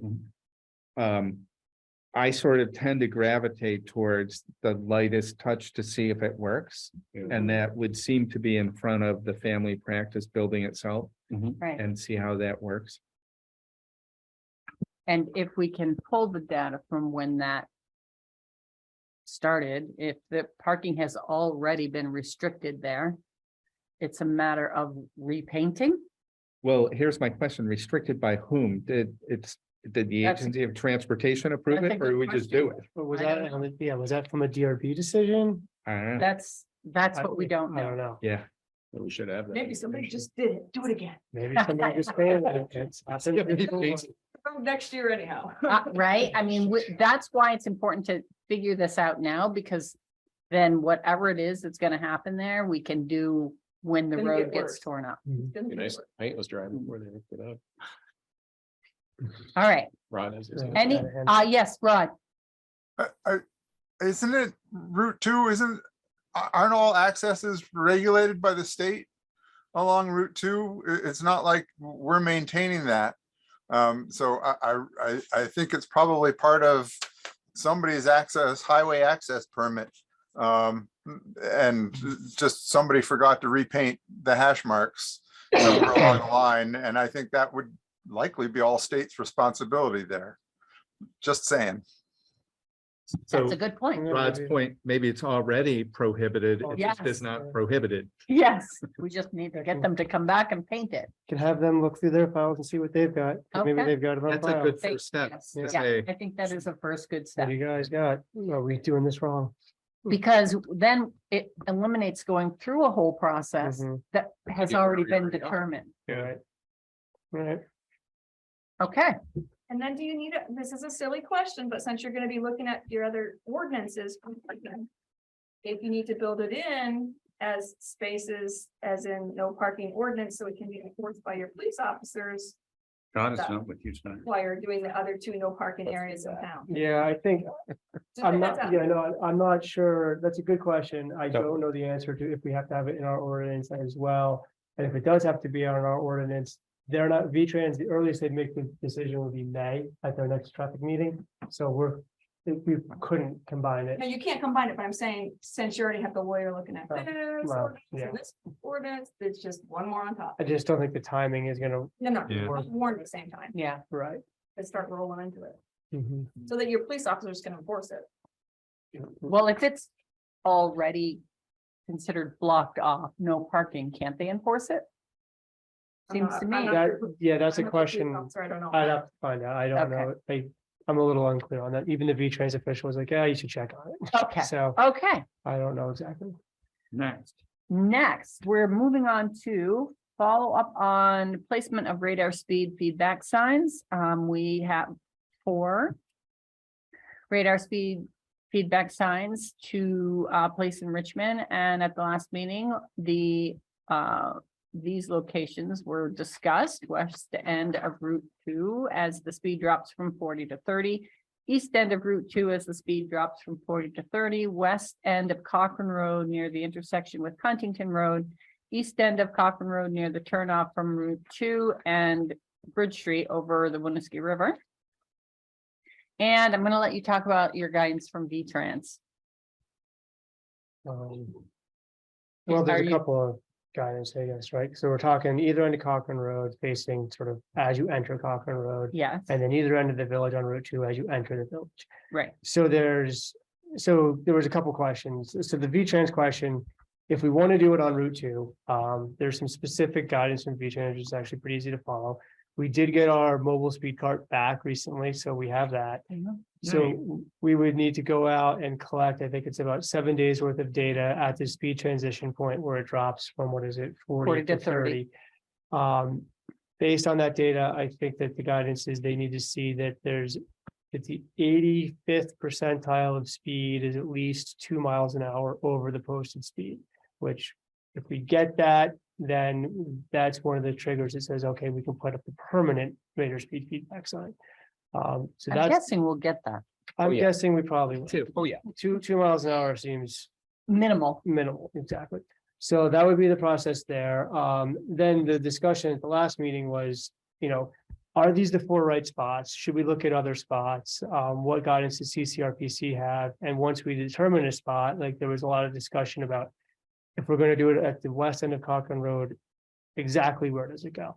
So I'd reach out to Cy Sarapali at CCRPC, and he can help us with both questions. He said, look, if you really want to do it either end of Cochran Road, he says, I'll take a ride out there.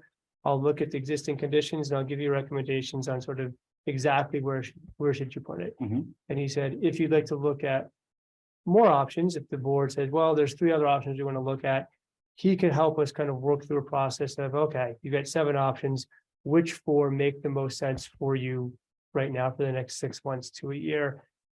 In general, he said that these really work well when you're really transitioning, sort of like where we have them. You're going from a Yeah. faster road down to 25 or 30 miles an hour. There's high density of housing. There's lots of pedestrian access.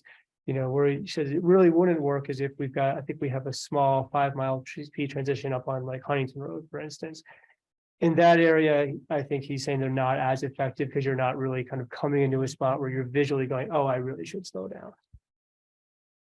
Yes, I have a thought. What if we, the west end of Route 2, the east end of Route 2, we install them there where there are the transitions. It strikes me that it also is related to driver behavior coming through the middle of town. If we slow them at both ends, it may help to address the concerns that we just heard about Richmond Family Medicine. Yes. Yeah, People are going 25 or 30 versus 35 or 40 will make a difference in terms of line of sight and egress.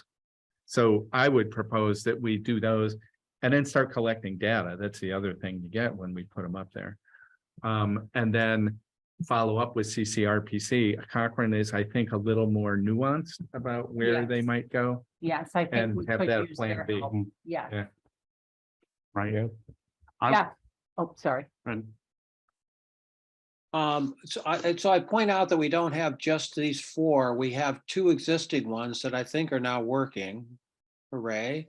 Or at least they're working sometimes. I've seen them working. And those two collect data and they may or may not be in the appropriate locations, but they're pretty close for one direction. We've had suggestions of, letters recently from people who live on that road that on what would it be, the east end of Cochran Road near the village, it's slowing down from the 45 to 25 is where we have the existing one now.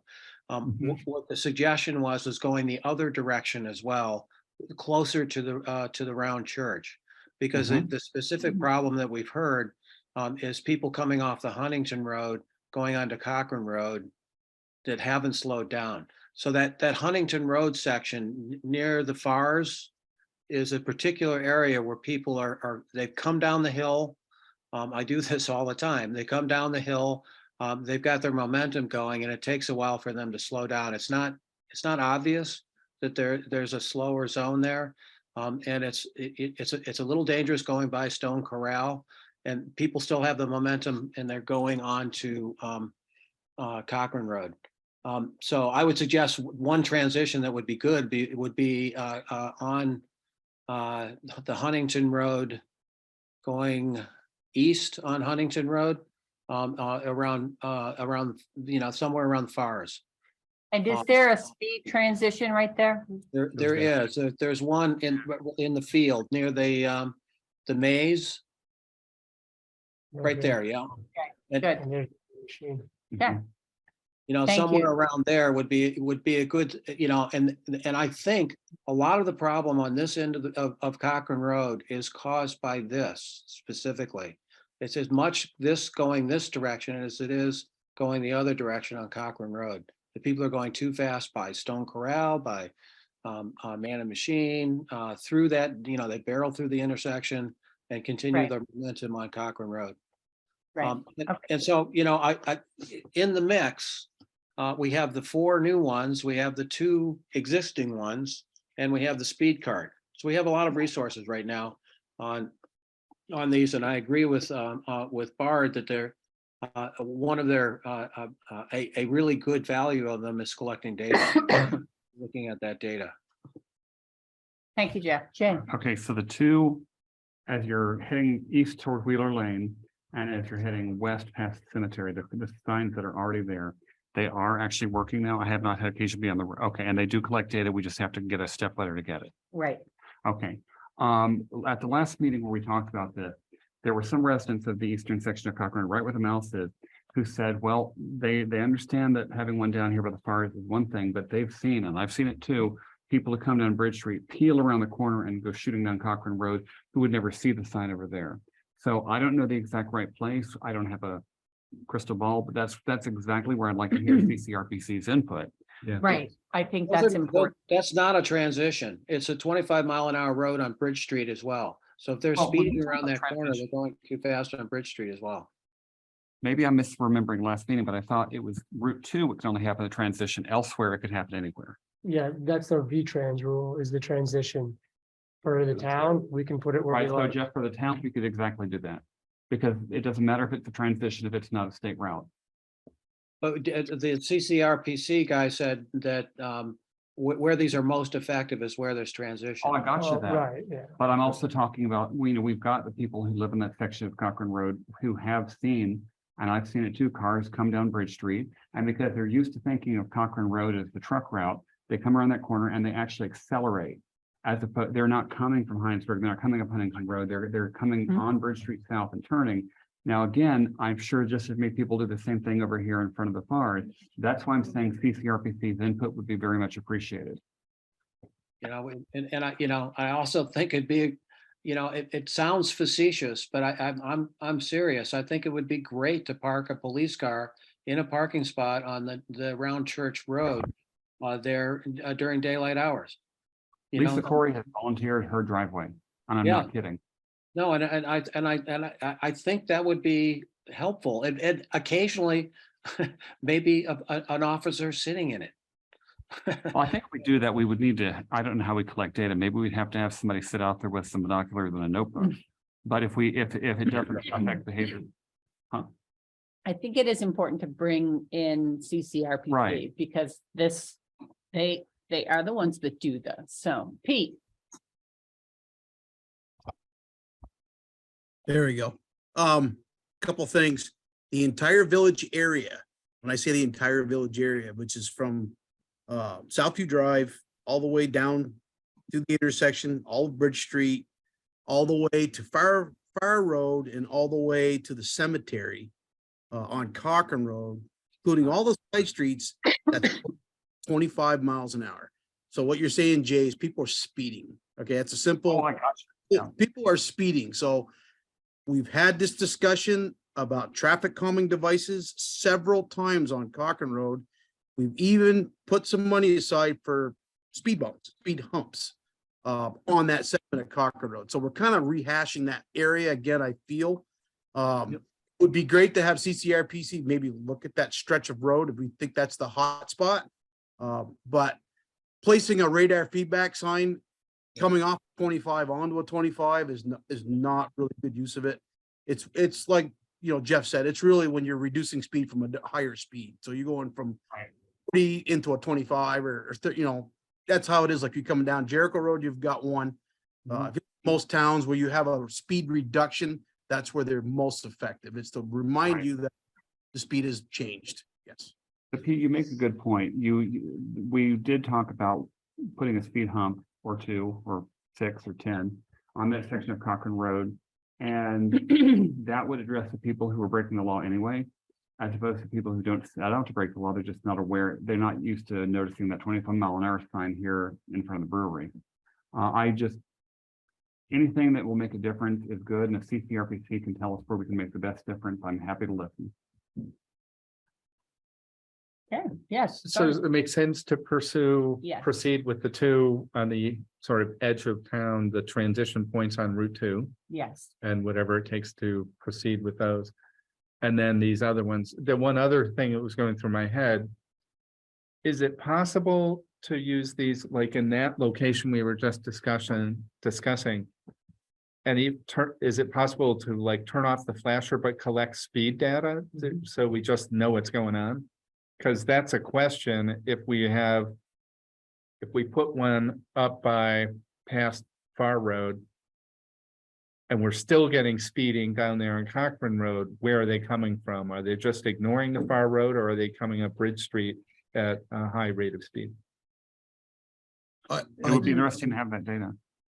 So I was thinking there about data more than Right. calming for Right. that location. How would, I don't know. how would you tell, would you point one kind of, how would you tell direction once they get on the Cochran Road? Oh, you wouldn't know where they came from. You just know, are people still People are still speeding? speeding, So yeah. they're coming from somewhere. So, yeah, Well, you would based on rate of speed though. I mean, if you're coming Right. at 45, you sure the hell didn't take that corner. come out Exactly. Bridge Street at 45. That's right. Wheels. And road up. You can have your style there on 2 wheels. one thing too is if CCRPC recommends that the transition, now that we have the speed card, we Right. could put the speed card Yeah. here, turn Yes. it off for a week and just collect data and then turn it on and see if people actually slow down. Yeah, So there is some ways. I think that's that we could a do good that. idea.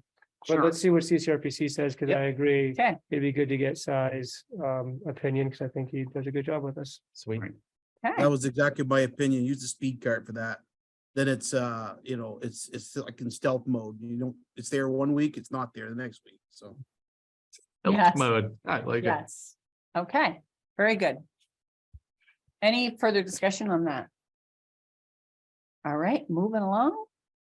Discussion of advertising for the police chief. So we, Um, Wait, oh, Hey, UPWP. Jay. oh, sorry, Sorry. Jay. Update of a change in the application for the FY 24 Unified Planning Work Program for Cochran Road Corridor Study. Sorry, You want me to give this yes, one? Yeah. please. So I wanted to bring this back up because on December 19th, the board voted to submit an application to the UPWP for a Cochran Road scoping study. And at that meeting, we discussed doing a traffic calming study, which would be completed for Cochran Road kind of by this spring to suggest permanent installations. In conversations back and forth with CCRPC, what they've recommended is that right now, so this is sort of the mid-year amendment, if you recall talking about that for FY 23, we look at temporary sort of quick build installations that would then help us by the time we get to the spring. Where do we want to put those two temporary speed humps? What line markings do we want to put on the ground? Then they can study that over the summer, and when we get into the recommendations for permanent installations, they'll have the data from how did those temporary ones work over the summer to then focus on what would the permanent be. Could you pull up the map while we're talking Sure. about this? And again? then, so then the FY 24 application would be I'm just gonna sort of zoom way out here for a minute. Yep. The 24 application would be a look at a corridor study for the entire length of Cochran Road, which is sort of a higher level than a scoping study, but they would start to look at where could a shared use path go? How do we better accommodate pedestrians and bikes with focused scoping on the east end and the west end. And in that scoping, they would make sure that as they look at traffic calming devices, they'll tie that into kind of where would a sidewalk go or a trailhead go, so that that all becomes integrated, so that as we would build out, you've got that in place. So that's where we're kind of moving forward with the UPWP application, which is due Friday. So How did Carol and Jay Furr get a pin on this map? because Jay's a really good computer guy. I fool around with anything that I can fool. So I think that all makes sense. What I was gonna ask you to is go in and blow up sort of closer to the round church area. Sure.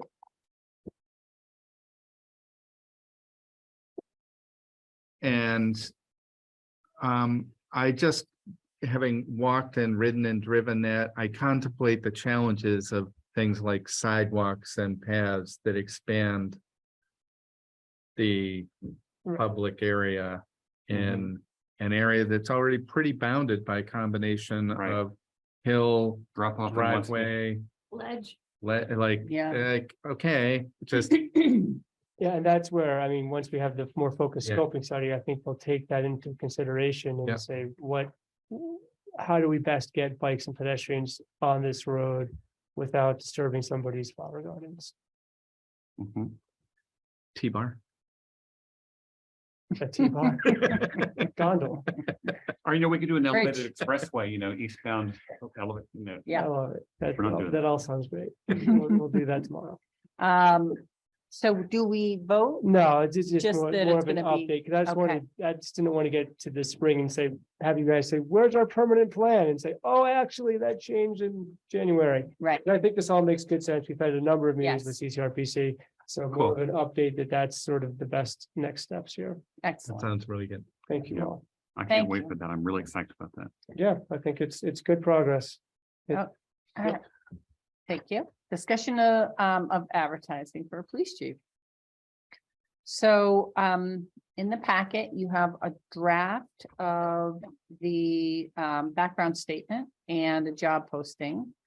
And the idea was that we would put this out fully disclosing that this could be a temporary position, but temporary being probably years long.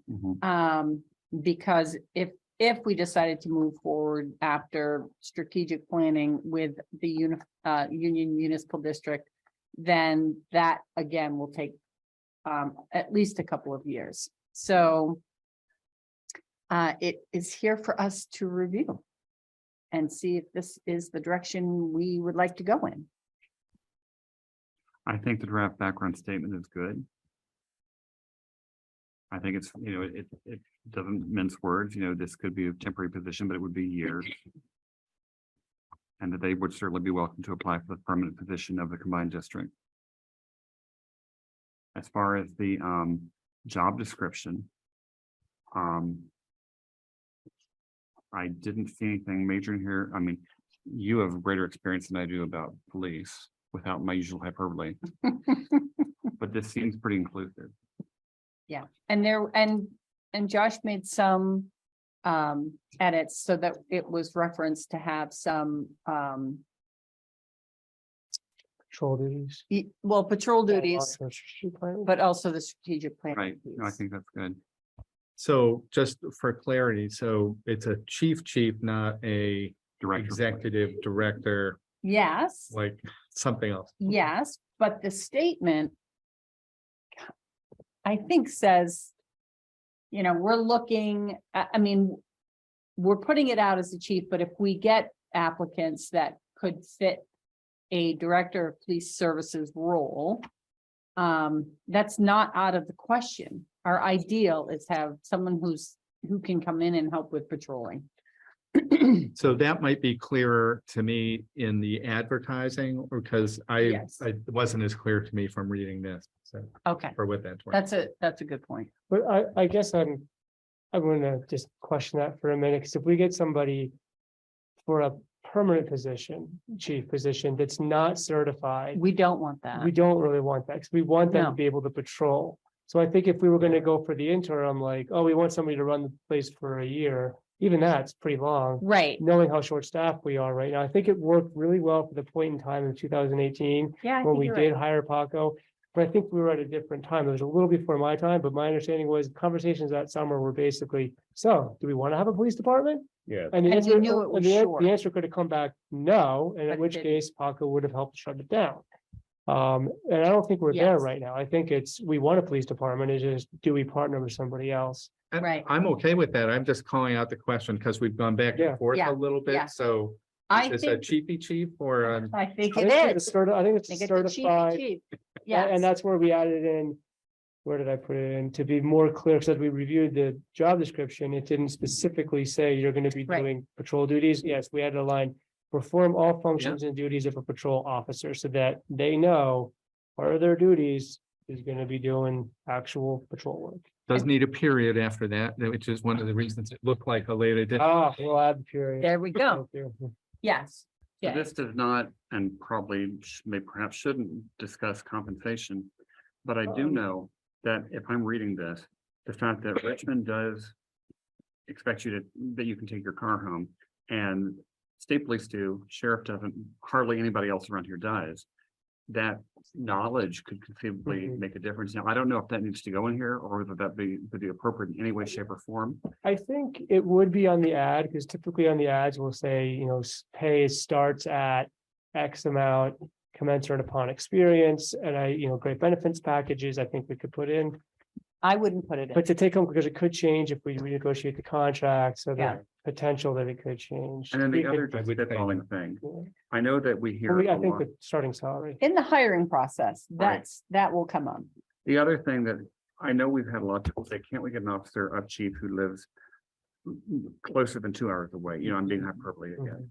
And I don't know that we want to put that in the description, but can that be part of the process that we give preference? If we had two candidates equally good, that we would give preference to the person who lives in Charlotte versus the one who lives in Bennington. I don't think you can put that in writing, but what you can do is,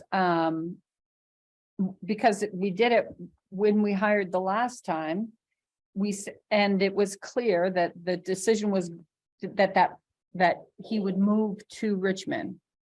There isn't a lot available in Richmond, so, but the expectation was put out there. And so I think we can do that again and not say where you live, because we don't want to make hiring decisions on where you live. No, it could just be a factor, but not necessarily the main factor at all. Yeah, I think what we say is we would like you to live in town, ideally. But it all comes down to finding housing. I've seen sometimes job descriptions or ads use the word preference for Yes. something, which Right, is that's not a kind of my thought. requirement. Yes, preference. Yeah. Some statement about that, but I'm not sure whether it belongs in Right. this job description or more Yeah, I don't Yeah, think it does. posting.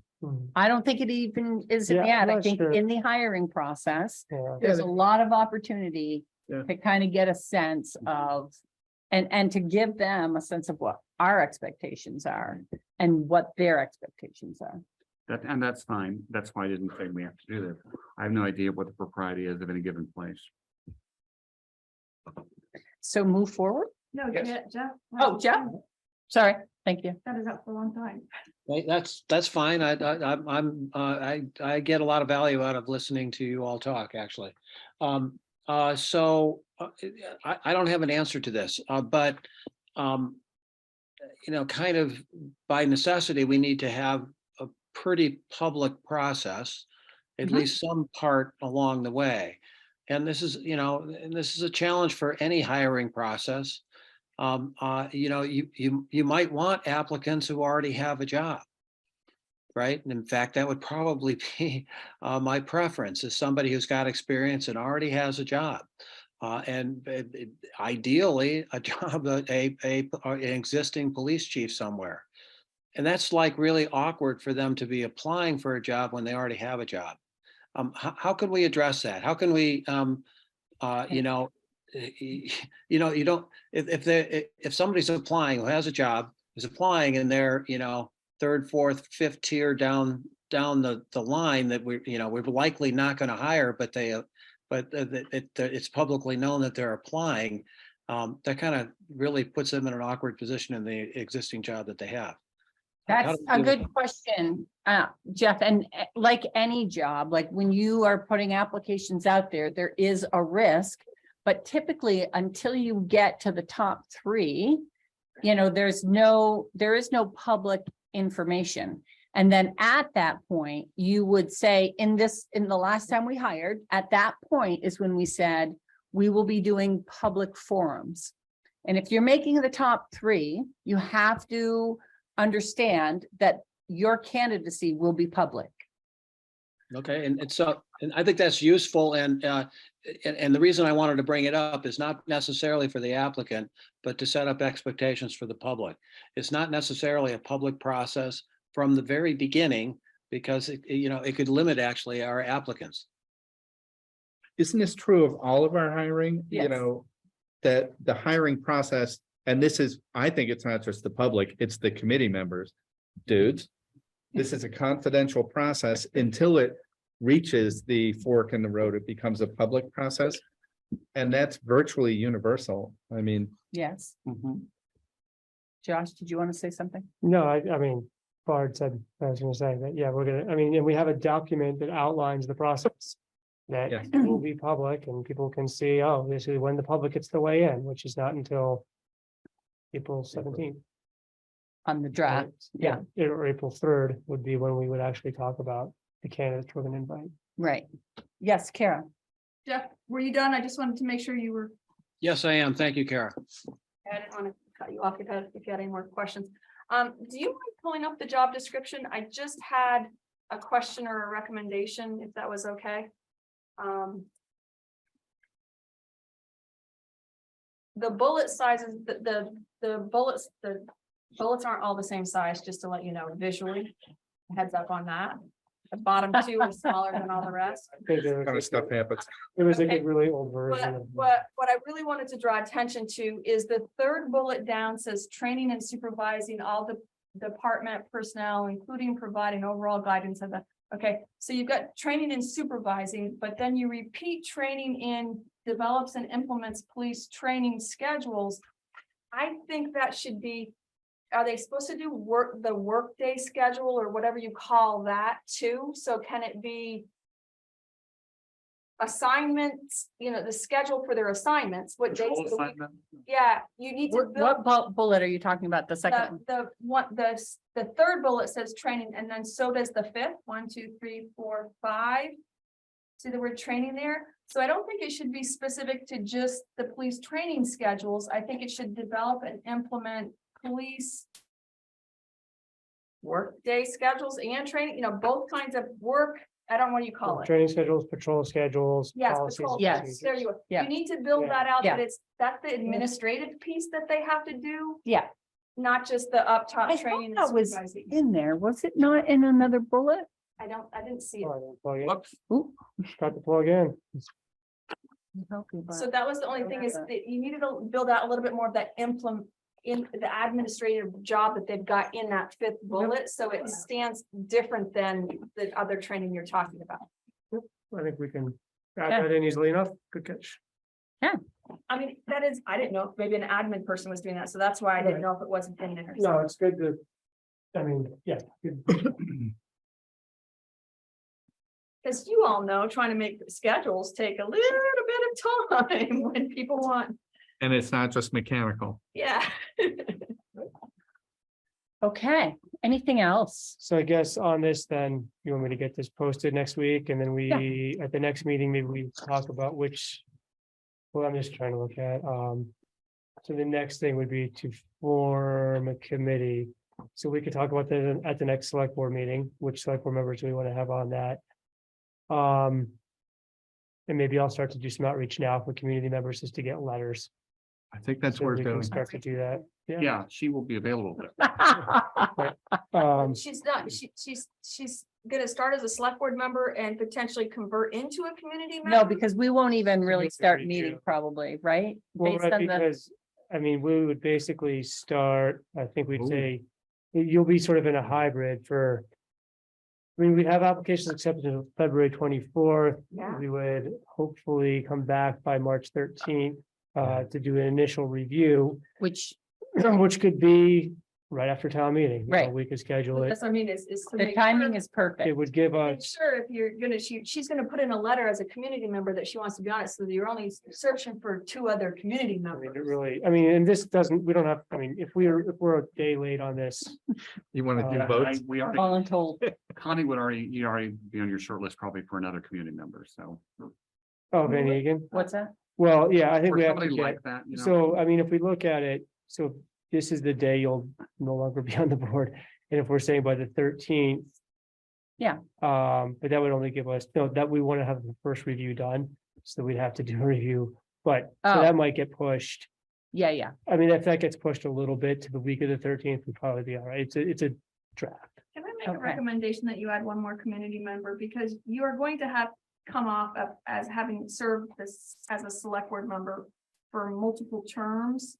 So people might forget that you're not a select board member, so that if you put maybe one more community member on it, it's just, It gets overwhelming having sat on it the last time. And, I know, just trying to find a meeting night right, procedurally was challenging. to get everyone together. And I'm just putting it out I there think so because- many people don't even pay attention, but those who do pay attention will understand, I think, Mhm. if we move the schedule a bit. Oh, no, I'm not saying move schedule. I'm just saying add another Oh. community member. That was all. Yeah, That was my only comment, is so it didn't appear like it was all town officials. My point is our number 3, which is passive tense. So hiring committee. This should have clarity about who is going to select or Yeah. appoint. Yeah. And is that a And we- select board or something else? and you need time to put that out there for people to say they're Yeah. interested. So is this enough time? I- Roughly a month. Basically copied the time frame from the last 2 times we did this. Okay, Okay. So it seemed to work, and I Got it. think, good. I mean, the way we did it last time, I think, was the select board decided who they wanted to have from the members. Yes. And then I got a number of interested letters, and in practice, it was myself and the 2 select board members reviewing, okay, who's interested from the community? How do we make a balanced decision here? So those 2 members, so I could put that in, town manager and 2 select board members will determine makeup of committee. Perfect. I think so. And then we should have, this is like a sub process. There should be a due date for letters of interest. It's on there, February 20. No, that's. Oh, what it no, should be it's not followed on there. by, Yeah, so we should ask for, when they're due. Right. So I think just clarity. Applicant accepted until, applications Yeah. for the position. Got it. Yeah, So this is the hiring committee applications, which Yeah. is again, a parallel or sub process. Right. Right. And I think it's letters of interest submitted to the town manager by X date. Got it. something like I Yeah, that. think that you makes make that as letter B under three, That might be a, the due date yeah, like a week before February for 24th. applications, hiring committee. Applications or letters of interest. Letters of interest. And I think, given the interest in policing and police policy of the last few years, I would expect we might anticipate a number of Mhm. interested. Yeah, Yes, community that was members. kind of, I don't think we'll have a difficulty filling this month. No, there was a lot of interest 2 years ago when we did this, or 3 years ago now. it doesn't seem that long ago. I don't want to do it, just to let you know, I don't want to do it. Not putting a letter in. So I mean, I would just, Highlights. I'd like to provide a counterpoint to Kara's comment about adding another community member. This committee is already pretty large. And That's what we Then they just, already decided that, yeah. yeah, Yeah, well, I'm wondering whether it needs to be this large at all. So like, I'm wondering if we need 3 community members. It's a large committee as it is. I'm wondering if 7 might be better than 8. What did we do the last time? We did this. And it seemed to work. Yeah, I mean, it was a bit challenging at times to get everybody together on a certain night, but it did work the last 2 times we did it with this many people. In theory, you could also say I need a quorum if somebody can't make it. Like, Right, we could Right. name 2 alternates or. we didn't the last time We, and we figured it out. Yeah. through it. yeah, we got through it and Zoom makes it a little easier too. Which we Yes. had Zoom last time, but it does make it a bit easier for people. So Jeff, I don't know if that helps, but it's replicating something that we went through and seemed mostly to work, right? We could With give it a that- and try. we were meeting person. Well, And think we I had would some- hope that, it would be explicit about, this first process, the first piece of it being, in confidence until until we have the finalist. We might include something that says like, this is a confidential process. It can't hurt to include it in here because we're gonna hand this off to the committee members, right? That the process will be confidential until we hit the 3 finalists or whatever. Yeah. finalist section. yeah, I think we were pretty Top clear 2. with community members when we were reviewing resumes was. I think just including a sentence here can't hurt Yep. for that question of clarity. And Yeah, if this is gonna be the master thing, like, how come you didn't tell me about something? Well, Right. 'cause and it's a then confidential- we reiterate it at the first meeting. Yeah, So the reason I would want to do all of this is because I think it would increase the applicant pool if we do this. There might be, there might be candidates who might want to make a lateral move. And it's awkward if it gets public too early. well, we just had a conversation, curiously enough, at the Water Sewer Commission that there were candidates who used their candidacy here to negotiate. Actually, I wouldn't say that. no, because the one, when I called the one back, he was like, coincidentally, just so like, Oh, coincidence. yeah, I mean, take it for what it's worth, but it sounded like his manager came to him with before he even broached a topic. Okay. They may have first at the grapevine because the package that Maybe. his manager came with was like, you've got to be kidding me. Well, yeah, but he was also taking care of other departments in that town as well, is my understanding. Yeah, And then the other one was just current leave time versus what we offer for leave time. And I'm like, I can't get to that amount of I leave still time. have a hard time believing 11 weeks. But either way, your point, like, I want don't, that job. well, there was a lot of comp time in there too. So your point is taken though, Bard, that like, they, Right. I hear you, but I think with those 2 specific instances, I don't believe we were getting played off of another town. and if we are, that's okay. It's part of the Part of the real process world. sometimes. I think it's just, we are confidential until we hit the public. Now, what do we do if we get somebody who's equally qualified in water and sewer and police? Can we give them the? I'll just shut up. We find the unicorn somehow? Yeah, That would be right. Amazing. Yeah, I'm pretty sure they. Okay, Well, so we're good on this? I'm good. Yeah. All right. Right. And we'll fix the bullet. Yes, we'll fix the pages. I think we should use like asterisk instead of round bullet. Little police badges. All right. Yes, I like that. There you go. 40 caliber. Different sizes. We are moving past gardening committee and putting that on a future agenda. Update from town center and library building committee. I can do that quickly if you want. Yes, please. Thank you, Jeff. Okay, so recently, the committee took a tour of the Heinsberg Police Station to get a sense of size and scale and features of a similar size department. You know, a small rural town department with, they have 4 officers and a chief. And about a 3,500 square foot building. It all is very similar to what we've been contemplating in the town center. And in fact, I think at some point, I think this would be useful for the select board to do as well. You know, as we get into further design of the building itself, the police department is kind of it's a pivotal piece of it. It's likely and we think it's important to have a separate entrance for the police department, and that's complicated, you know, trying to figure that out. The Heinsberg police chief was gracious enough to walk us through processing somebody who is arrested, and that was a really helpful process just to envision how you do that in a way that is least disruptive to the public. You know, it's one thing, it is disruptive to the public to haul somebody out of a car with handcuffs on, you know, and kind of drag them into a building. This is like uncomfortable. And we have a very public parking lot here with lots of different age people in the parking lot.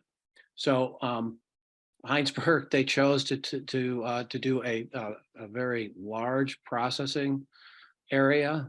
They've got a 4-car garage that they do it in. We don't think that's necessary at all.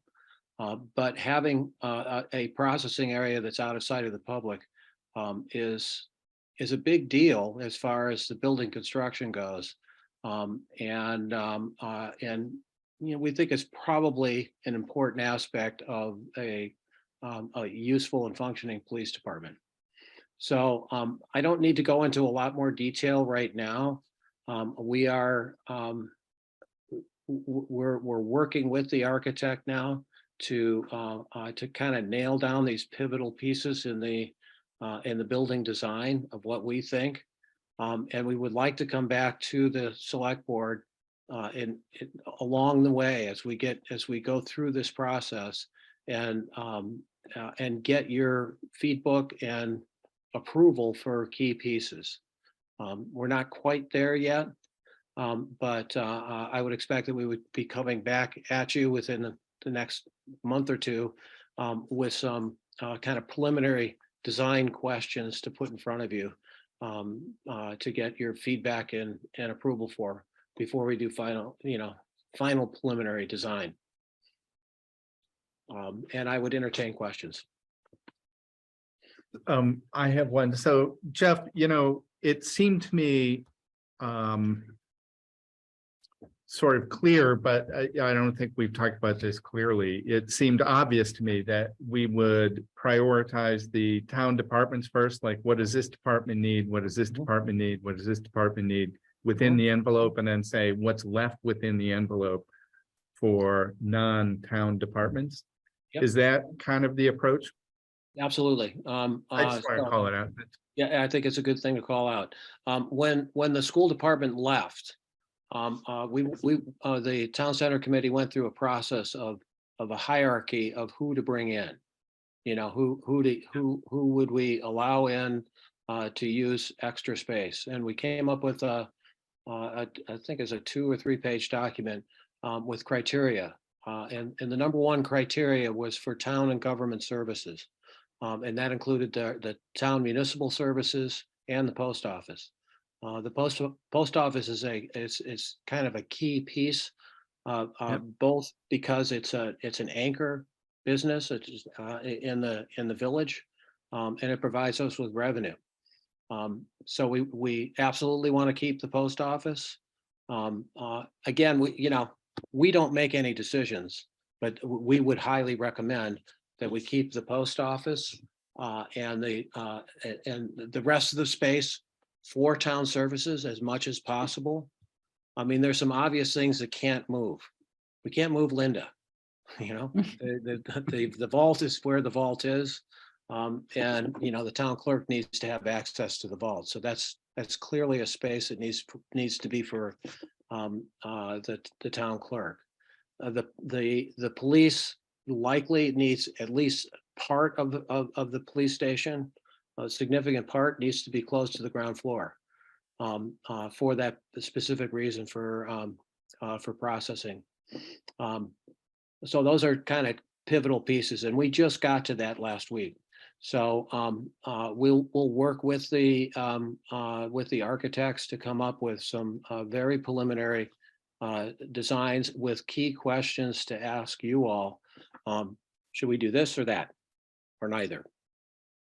And Jeff, one thing that I think would be important to keep in mind is when you're looking at particularly the police department is, if 6 months down the road, we start the process of a union municipal district and then determine 3 years down the road that what the facility that Heinsberg has would be adequate for a union municipal district. Have we designed the police department here for in a way that could be used for something else? Flexibly. Yes. And so what we're assuming, and it's useful to get your feedback on this. What we're assuming is that, since we don't have a fully staffed police department now, and we are in flux, the best we can do, it seems to us, is to assume that we're going to have 5 police officers. Whether those officers are part of Heinsberg, or the Heinsberg officers are part of Richmond, or there's a union district, we're assuming that Richmond would want to have a police presence in town. The Heinsberg office won't handle another, 3, 4, 5 officers. It's not big enough for that. And we assume that Richmond would want to have a presence in town one way or t'other. Yeah, I'm just saying that Most of that is, some of it is really specific, things like an armory, but an armory is a closet.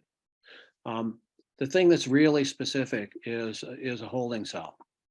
That's probably not, it's not useful for much else, maybe storage, but that's not very big. It's not a very big area. The processing area in Heinsberg, which is plenty adequate, maybe 250 square feet. It seems plenty adequate for them and any need that we might have. But we are assuming that we would have some kind of police presence in this building. Okay, thank you. All right. That completes our agenda. We're only 5 minutes over. So, woohoo. Now the minutes, warrants, and purchase orders. There's staffing. That's after.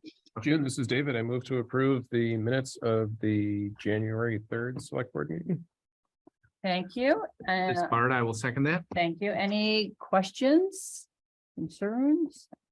No. I have just one small change, if I can find it. It's on page 9, and I have multiple documents open here, so I don't know. But it said there were 2 things on page 9. Did I write them down? No, but I think I have them in my head. One is can you, oh, you have that. Thank you. It says Heston said towards the bottom. Let's see. Heston, we could also apply for the position. Oh, maybe it wasn't towards the bottom. It says years. Oh, where is it? Bottom of page 9, Heston, we are looking for a police department that is serving the town of Richmond. We need another person, if not 2 more in Richmond. What do we want without a? That's not the one. So it must be up further. 5, 4. What is it regarding? That's a good question.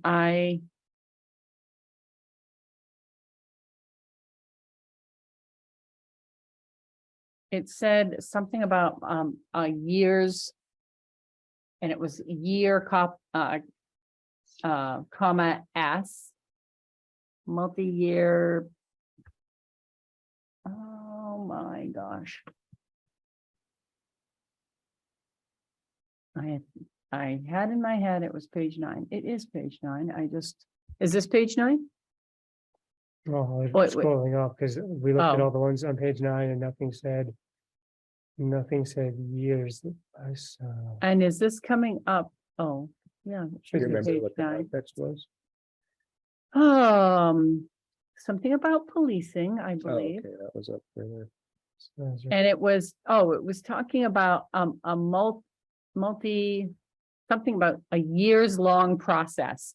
And it was year comma S instead of years long process in the policing, looking at the municipal policing.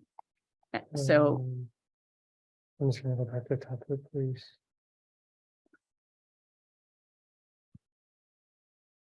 I don't know now.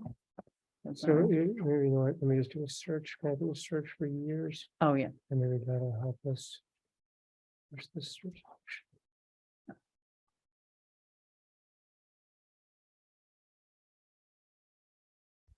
There it is. There we go. We Maybe are, this wasn't me. we are looking at a years long, so, right, yeah, remove the apostrophe. Remove the apostrophe and page 9. hyphenate years long process. And then, Duncan, you're getting this?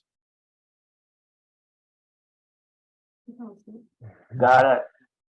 and then Yeah, we got further it. down, something else that was a question, but I can't remember what it was, so we can move on. And then add hyphen. Okay. All right, Because it looks like it's a year-long process, which is going to be more than that. yeah, no, makes sense, okay. Then you can't remember the other one, No, or even keyboard. I think it was. Yeah, I Okay. think You're good. it wasn't a huge deal, so that's all I have. I move to approve the minutes as modified. I'll second. Thought we already did that. Okay, any further discussion? We did, but then they were modified. Oh, got it. Okay. Please state your name and your vote. This is Jeff, I. David, I. Bard, I. June, I. We don't have, We do have a PO for. oh, we dump do have a. truck. PO. Oh, right. I was a little surprised we weren't getting more for the trade-in. How many miles? I'm trying to pull it up. So I don't think you put the miles that getting 40,000 for the trade-in.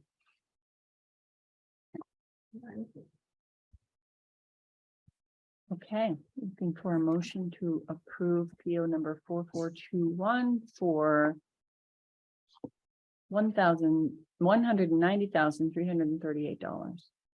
This is David, so moved. This is Bart, second. Thank you. Any discussion? Please state your name and your vote. It's Jeff, I. David, I. Bart, I. And June, I.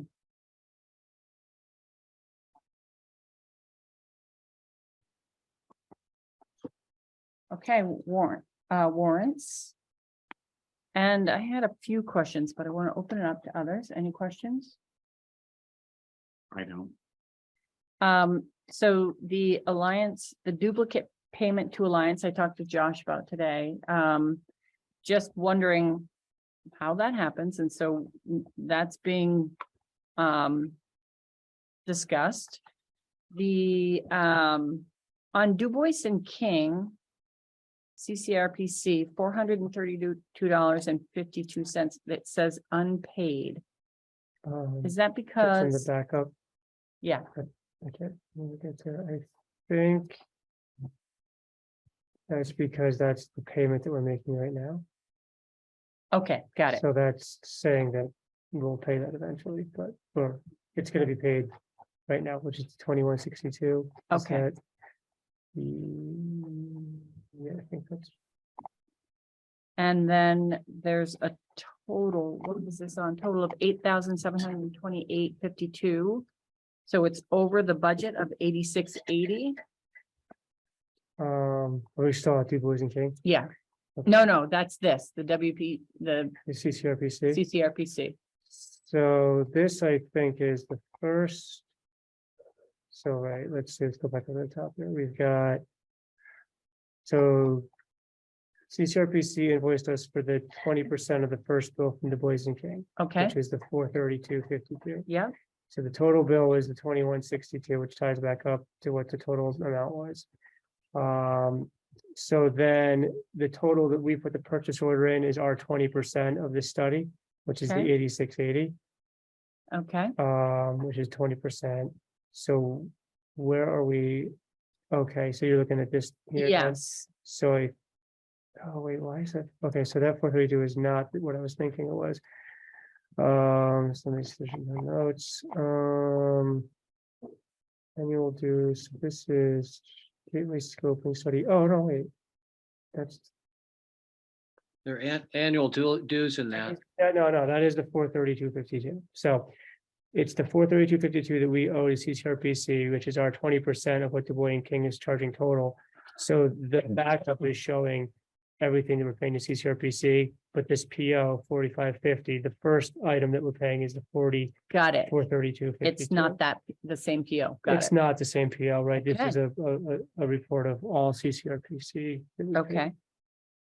Comcast continues to have the balance brought forward, and so I know that we talked about this, and possibly looking at electronic, like, how do we not have a balance brought forward each time? And Because they continue to be crossing in the mail. yeah. And so looking at an electronic payment system, because it does seem like this is archaic, but I did volunteer to call the VLCT to see if what other towns are doing, and Mhm. is there a way of being more efficient? Considering that the treasurer signs all the checks, we'd have to figure that out, Yeah. which Josh brought to my attention. So,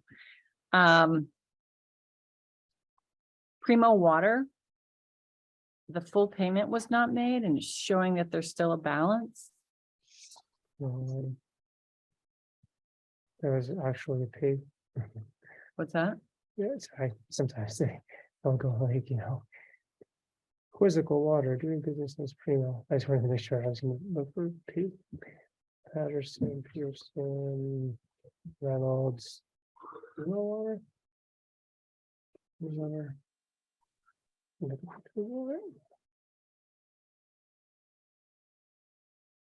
I'm not seeing where's your other name for it?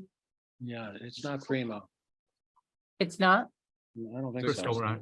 Crystal Rock? Yeah, it's Crystal Rock. That sounds right. Oh, They have both logos on there. oh, Do they have both? Okay, so Crystal Rock, we can go back up. Oh, that makes more sense. We're up towards the sea that still. makes more sense.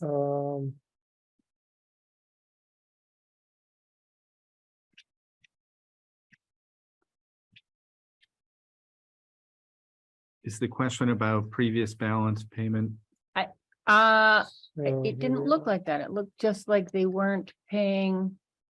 So I'm looking at it right now. The previous balance 4193, payment 3045, total new charges 2646.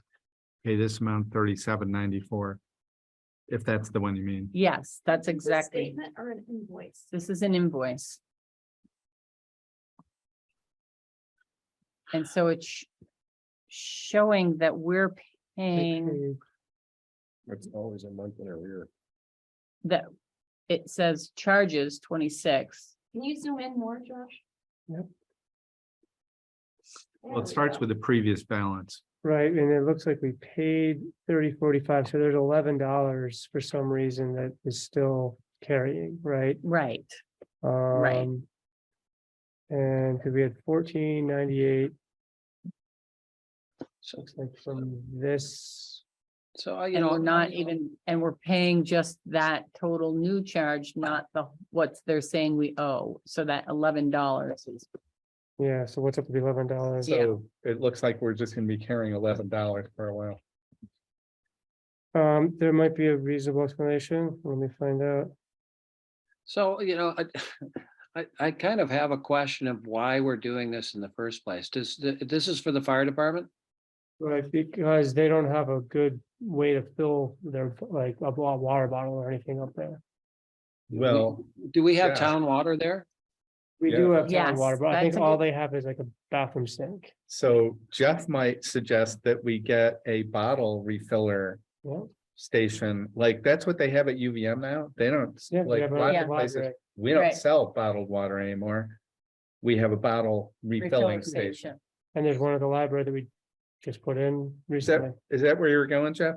Well, where I'm going is that it seems like we invest a lot of money in our water system and we have award-winning water. Bottled water sounds like it's better than that, but 98% of bottled water is just tap water from someplace else. yeah. And you have so, $10,000. it's not enough to really bother with. If they view this as a perk, then fine, as far as I'm concerned, anything that the fire department wants in that regard. But it seems to me, we had this discussion at the town center before. We had about a water bottle, a cooler at the town center, and it offended some community members who were on town water. Yeah, I think it's literally just a spot to fill up. I mean, at the town center, I fill my water bottle up in the kitchen sink because it's a Yeah. full bottle under there and it's fine. It's good water. I just go around the back of my house and use a garden hose. Well, Should- You're not but on should town we water. consider It's bottle not filler worth spending time on it, but library? Yeah, Yeah. I mean, there Or are even a a few utility sink. $1,000s to put in. Yes, How much? utility sink would I think be think at it at costs- minimum. Was that, Yeah, yeah, a utility sink might be better, yeah. Let's ask them what they would prefer. Yeah. If they don't have a place where you can fill up, how about we buy you a place you can fill up and you won't Yeah. need to buy bottled yeah, water. maybe a sink. I don't know if those bubblers are expensive as well. So, the utility thing sink at the is town, the library was way more expensive than I thought it was gonna be. But, a sink that they could fill up a water bottle might be nice. Okay. Awesome. We paid tax on Harbor Freight Tools, not a lot, $4, but we shouldn't be paying tax. Oh, is that the one that was reimbursable? Maybe it was. I think, Oh, yeah. I think he went and, because I asked Pete about, well, why are we reimbursing Dylan for these tools? And he said he's able to get them less expensively through them, so maybe we ended up saving money, because I'm like, shouldn't we just buy this through our normal, like, we have tool suppliers? Is Pete still on? I think he's off now. But that is a good note, is that if it's less expensive Okay, and we're paying tax, then then is we're it still less paying less. expensive? Yeah, Maybe we are still paying less. We could set Maybe. up an account with Harbor Freight. Maybe an Super account with Saver Harbor Club Freight, yeah. And get the discount without paying taxes. I think there is a way to make an arrangement. I mean, Yeah. back in the day when I worked in a nonprofit, you could carry this thing around. This Yeah. is my Yeah. show. Nonprofit number. tax station. absolutely. Yeah, I think it's called the W-9. whatever I it used is. to carry one. What is, it? You know, Go ahead. okay. On to the next thing. So we have an easy pass charge. I know it's only $2.50, Only $1, and $2.50. $1.50. It was processing only fee. $1, and now we're paying a $250 late fee. 250, I mean, No. I'm sorry, $1.50. $1.50. Well, it's a processing fee, which, Oh, is it processing? yeah, I Yeah. think that it If doesn't you have don't to have do Easy with, Pass, they, yeah, and we're you not do pay gonna by plate. take enough trips to an easy pass area. Oh, can you Right, make 'cause- that a little yeah, bigger? of course.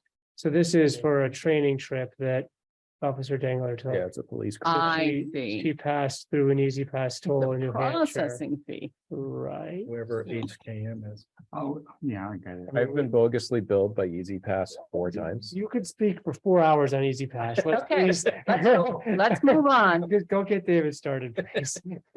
All right. Preston, I sued them and I won. Okay. already talked about That's it. GFP.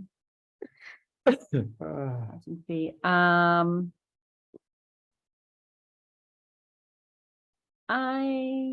Otis dated mhm. 11/14, due date was 12/1, and we're just receiving, We probably just got in place.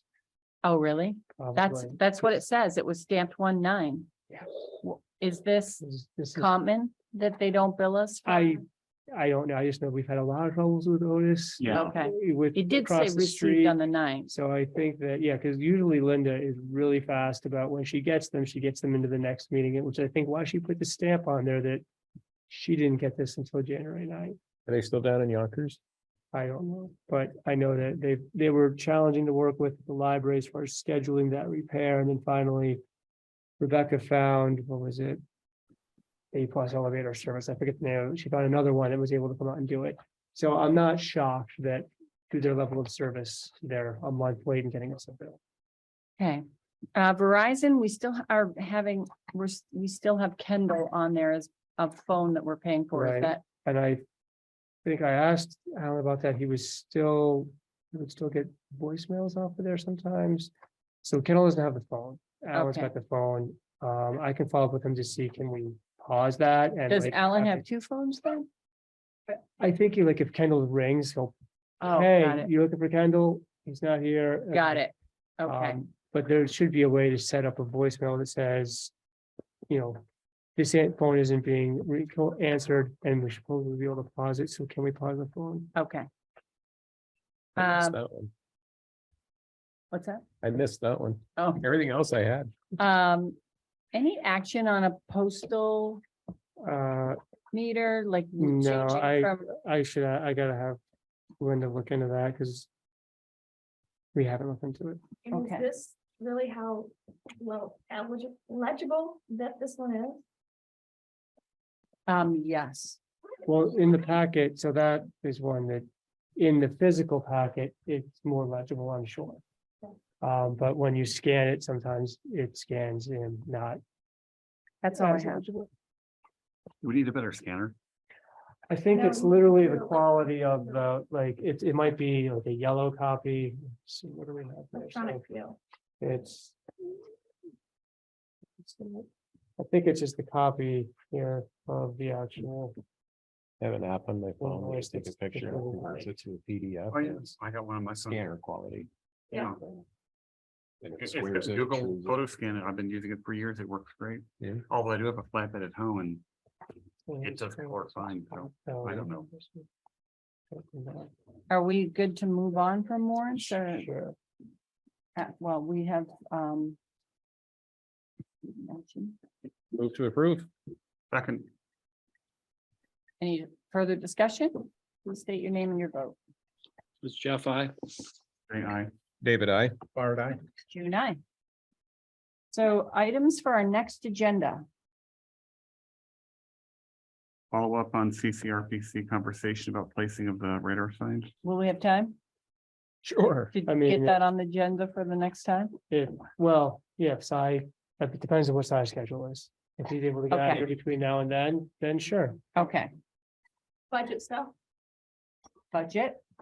Tesla. Do Regarding do we the- need do we need to keep the Tesla on every agenda item, every meeting? It seems to me Off that This meeting, so we are voting on it at the next meeting, voting Yeah. on what? selling the Tesla. Why? So, I mean, I think it is a longer discussion that, right now we're budgeted for 5-6 cars. And, if we had a full contingent of police officers and we got rid of one, and we can't buy another one. I don't understand you- why. and we can make that can be part of the discussion when we put it on the agenda. Okay, so I'm in the middle of trying to get more information from Kyle. And the Energy Committee wants to get more information from our current chief on data from that. It's been hard to do because we're short-staffed and it's difficult to nail him down, and people work during the day. So it just doesn't seem like this is a very high priority item to me. We have, yeah, and we've talked about it at multiple meetings, and we have had the same conversation over and over. We just have to put it on the agenda, and if the vote is no, we're not going to sell it, then we can move forward. But we have gotten a lot of data, and I think it's time to make a decision one way or the other. And we have 3 officers and we have 6 cars, and so every day it sits, it depreciates. And we would not be able to replace it in between, if we did have a full contingent until next year. Used as a police car, it doesn't. It sounds like we are engaging in Yes. the discussion. of We're the just, agenda. yeah, we just want to discuss All the right. agenda. All right. You picked was the gardening committee. Gardening committee. Right, that should and- be first on the agenda. The gardening committee, really, if you're gonna have people that wanna come. There is a gardening committee, by the way. There already is one. You might invite Katie Mather to that meeting. There's a gardening committee? That's been There is, appointed, but it's about a community gardens is what the agenda item is about. And we do have a community gardens committee. That was appointed by the town. This came out of ARPA though, right? Yeah. Yes. The request that has come out of ARPA. So the request is establishing a town gardening committee. So we can have a town garden. Okay. Yeah, well, then if Katie is involved, we should invite her. We took staffing update off. We should put that back on. I would like to, see, can we put the audit on the next meeting? Yes. Well, it would be up to the auditors, but Yeah, I want the audit. asked Connie about that. I mean, as long as they're done. I mean- asked her if we could do it and she was gonna see if they're ready for it, but. I she said sent me the February 6th. draft in I- November. I hear you. Okay, I don't disagree. It's okay, just a matter of. Are you ready? Let's get it. okay. Well, I think we might need to say to the auditors, we're We're ready. ready, get it to us. the So, agenda for such and such a date. Yeah. This time. We're lying awake at night waiting for it. Do we have more to do on the quarterly reports, June? yes, we've added that. And before I come back to the next one, I just had one question for you guys to look at on those financials when you're gonna go back to them. Do you track the late payments and the fees for any invoice in a separate account? Or is it put against that expense? Because it should be tracked in a separate account so you know what that's cumulatively looking like. And Josh and I talked about that today. Okay, that was one question I had for you. And the last Okay. one that we forgot to do. Didn't we know? I don't think so. This Well, morning? A separate line item for late payments? Oh, I thought we did. Tracking late fees. Yeah, I thought we talked. We about- talked about a lot of thought stuff. we talked Sorry, about we late fees, missed but that. not like adding that to a separate, like, what would that be, like one per department, or would that be How much do we pay in late fees a late, year? late fees in general, like all late fees all go A there? good question. We have to Okay. figure that. That was one question. And the last one was, is you purchased an excavator and on your budget, there was 2 different lines for it. Like There a one was the purchase and a budgeted repair? number, one was the budgeted number, and one was the actual number that were on 2 different lines. for Oh. I think there was one that was raised by taxes. There was part that we raised the money by taxes, a part that we used reserve funds for. That sounds right. So I think that we had like a down payment raised by taxes and the rest was paid by reserve. I So wrote we broke excavator it. in my notes too, There so were 2 different budgeted items, but that's how it has to be. So Like, we that's how the just wrote budget- note On the side, right, well, same excavator. Maybe just record it as an agenda item. Yeah. For next time and not Yep. try to. That was Yep. it. Those 2 things that I didn't get to, they might not come to the next one. Yeah, we're party. okay. okay. Anything else?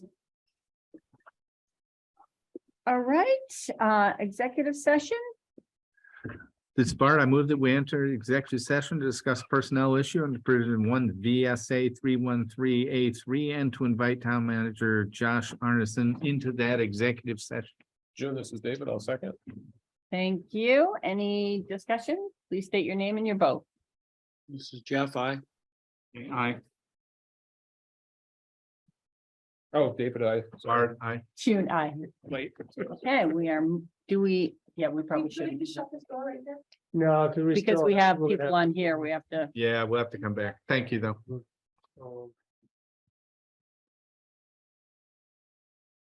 Okay.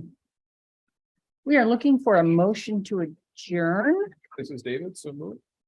Your second, Art, I'll second that. thank you. Any discussion? Please state your name and your vote. Bart, Jay, aye. aye. David, I. June, I. Use, Did we lose him? he's there, but not there. Oh, All right, so here's these to sign. Um,